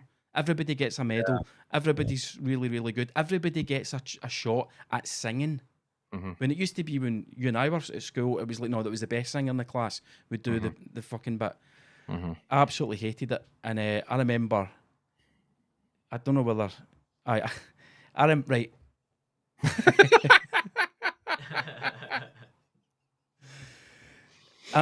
a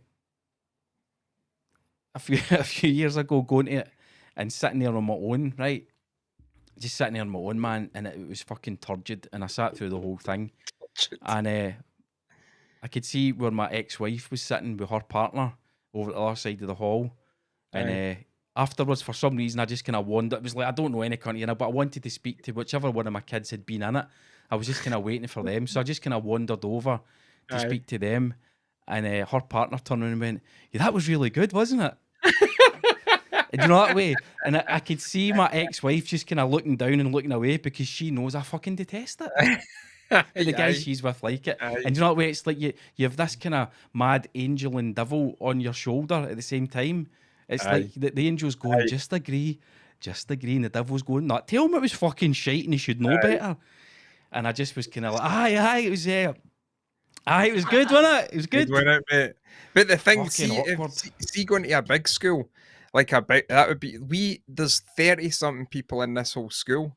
So every time you go to that, right, you're sitting with, you need to like, it's so small that you need, you know what I mean? Everybody thinks they know each other, they want to talk to each other, and it's hellish, man.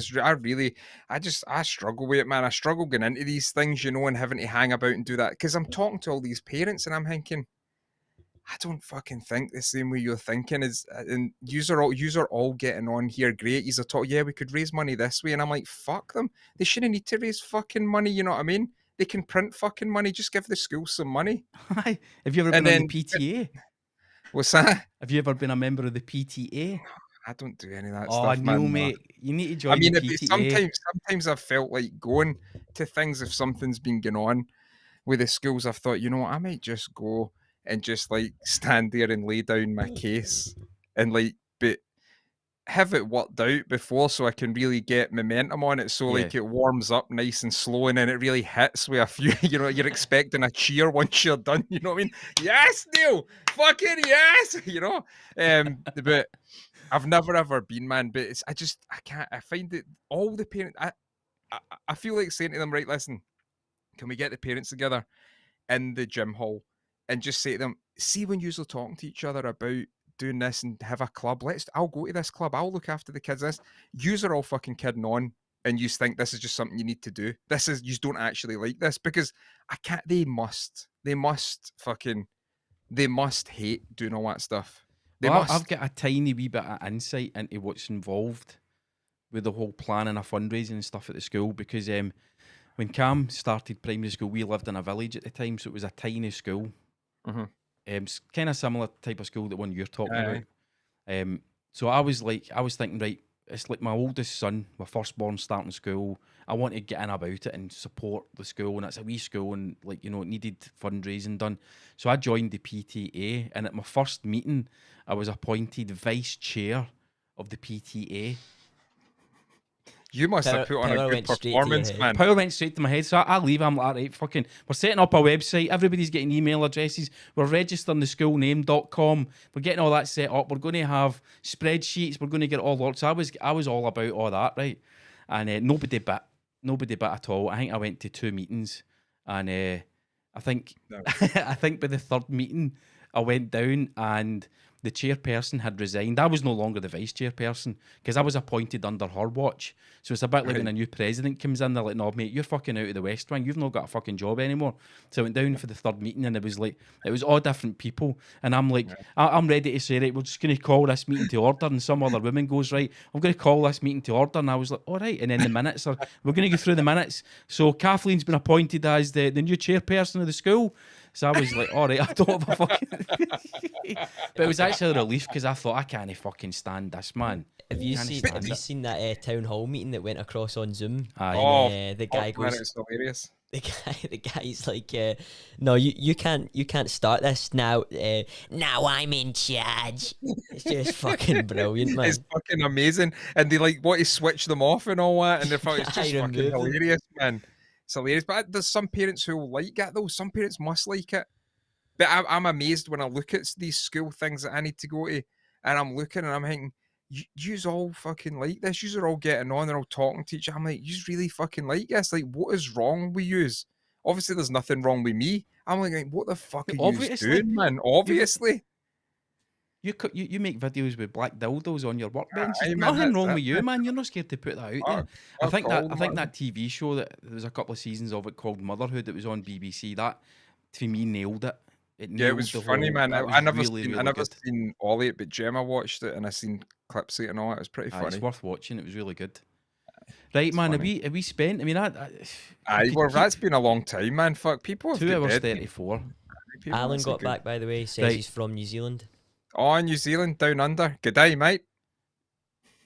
I don't know if New Zealanders say that, do they? Is that no Aussie? No. Who gives a fuck? They're all the same. They just say. Antipodeans. They just say, get your vaccine or you're going down. Fucking shit. What the fuck was that, man? Alrighty, have you had your vax? Hey, babe, take a picture of my asshole, babe. Take a picture of my asshole.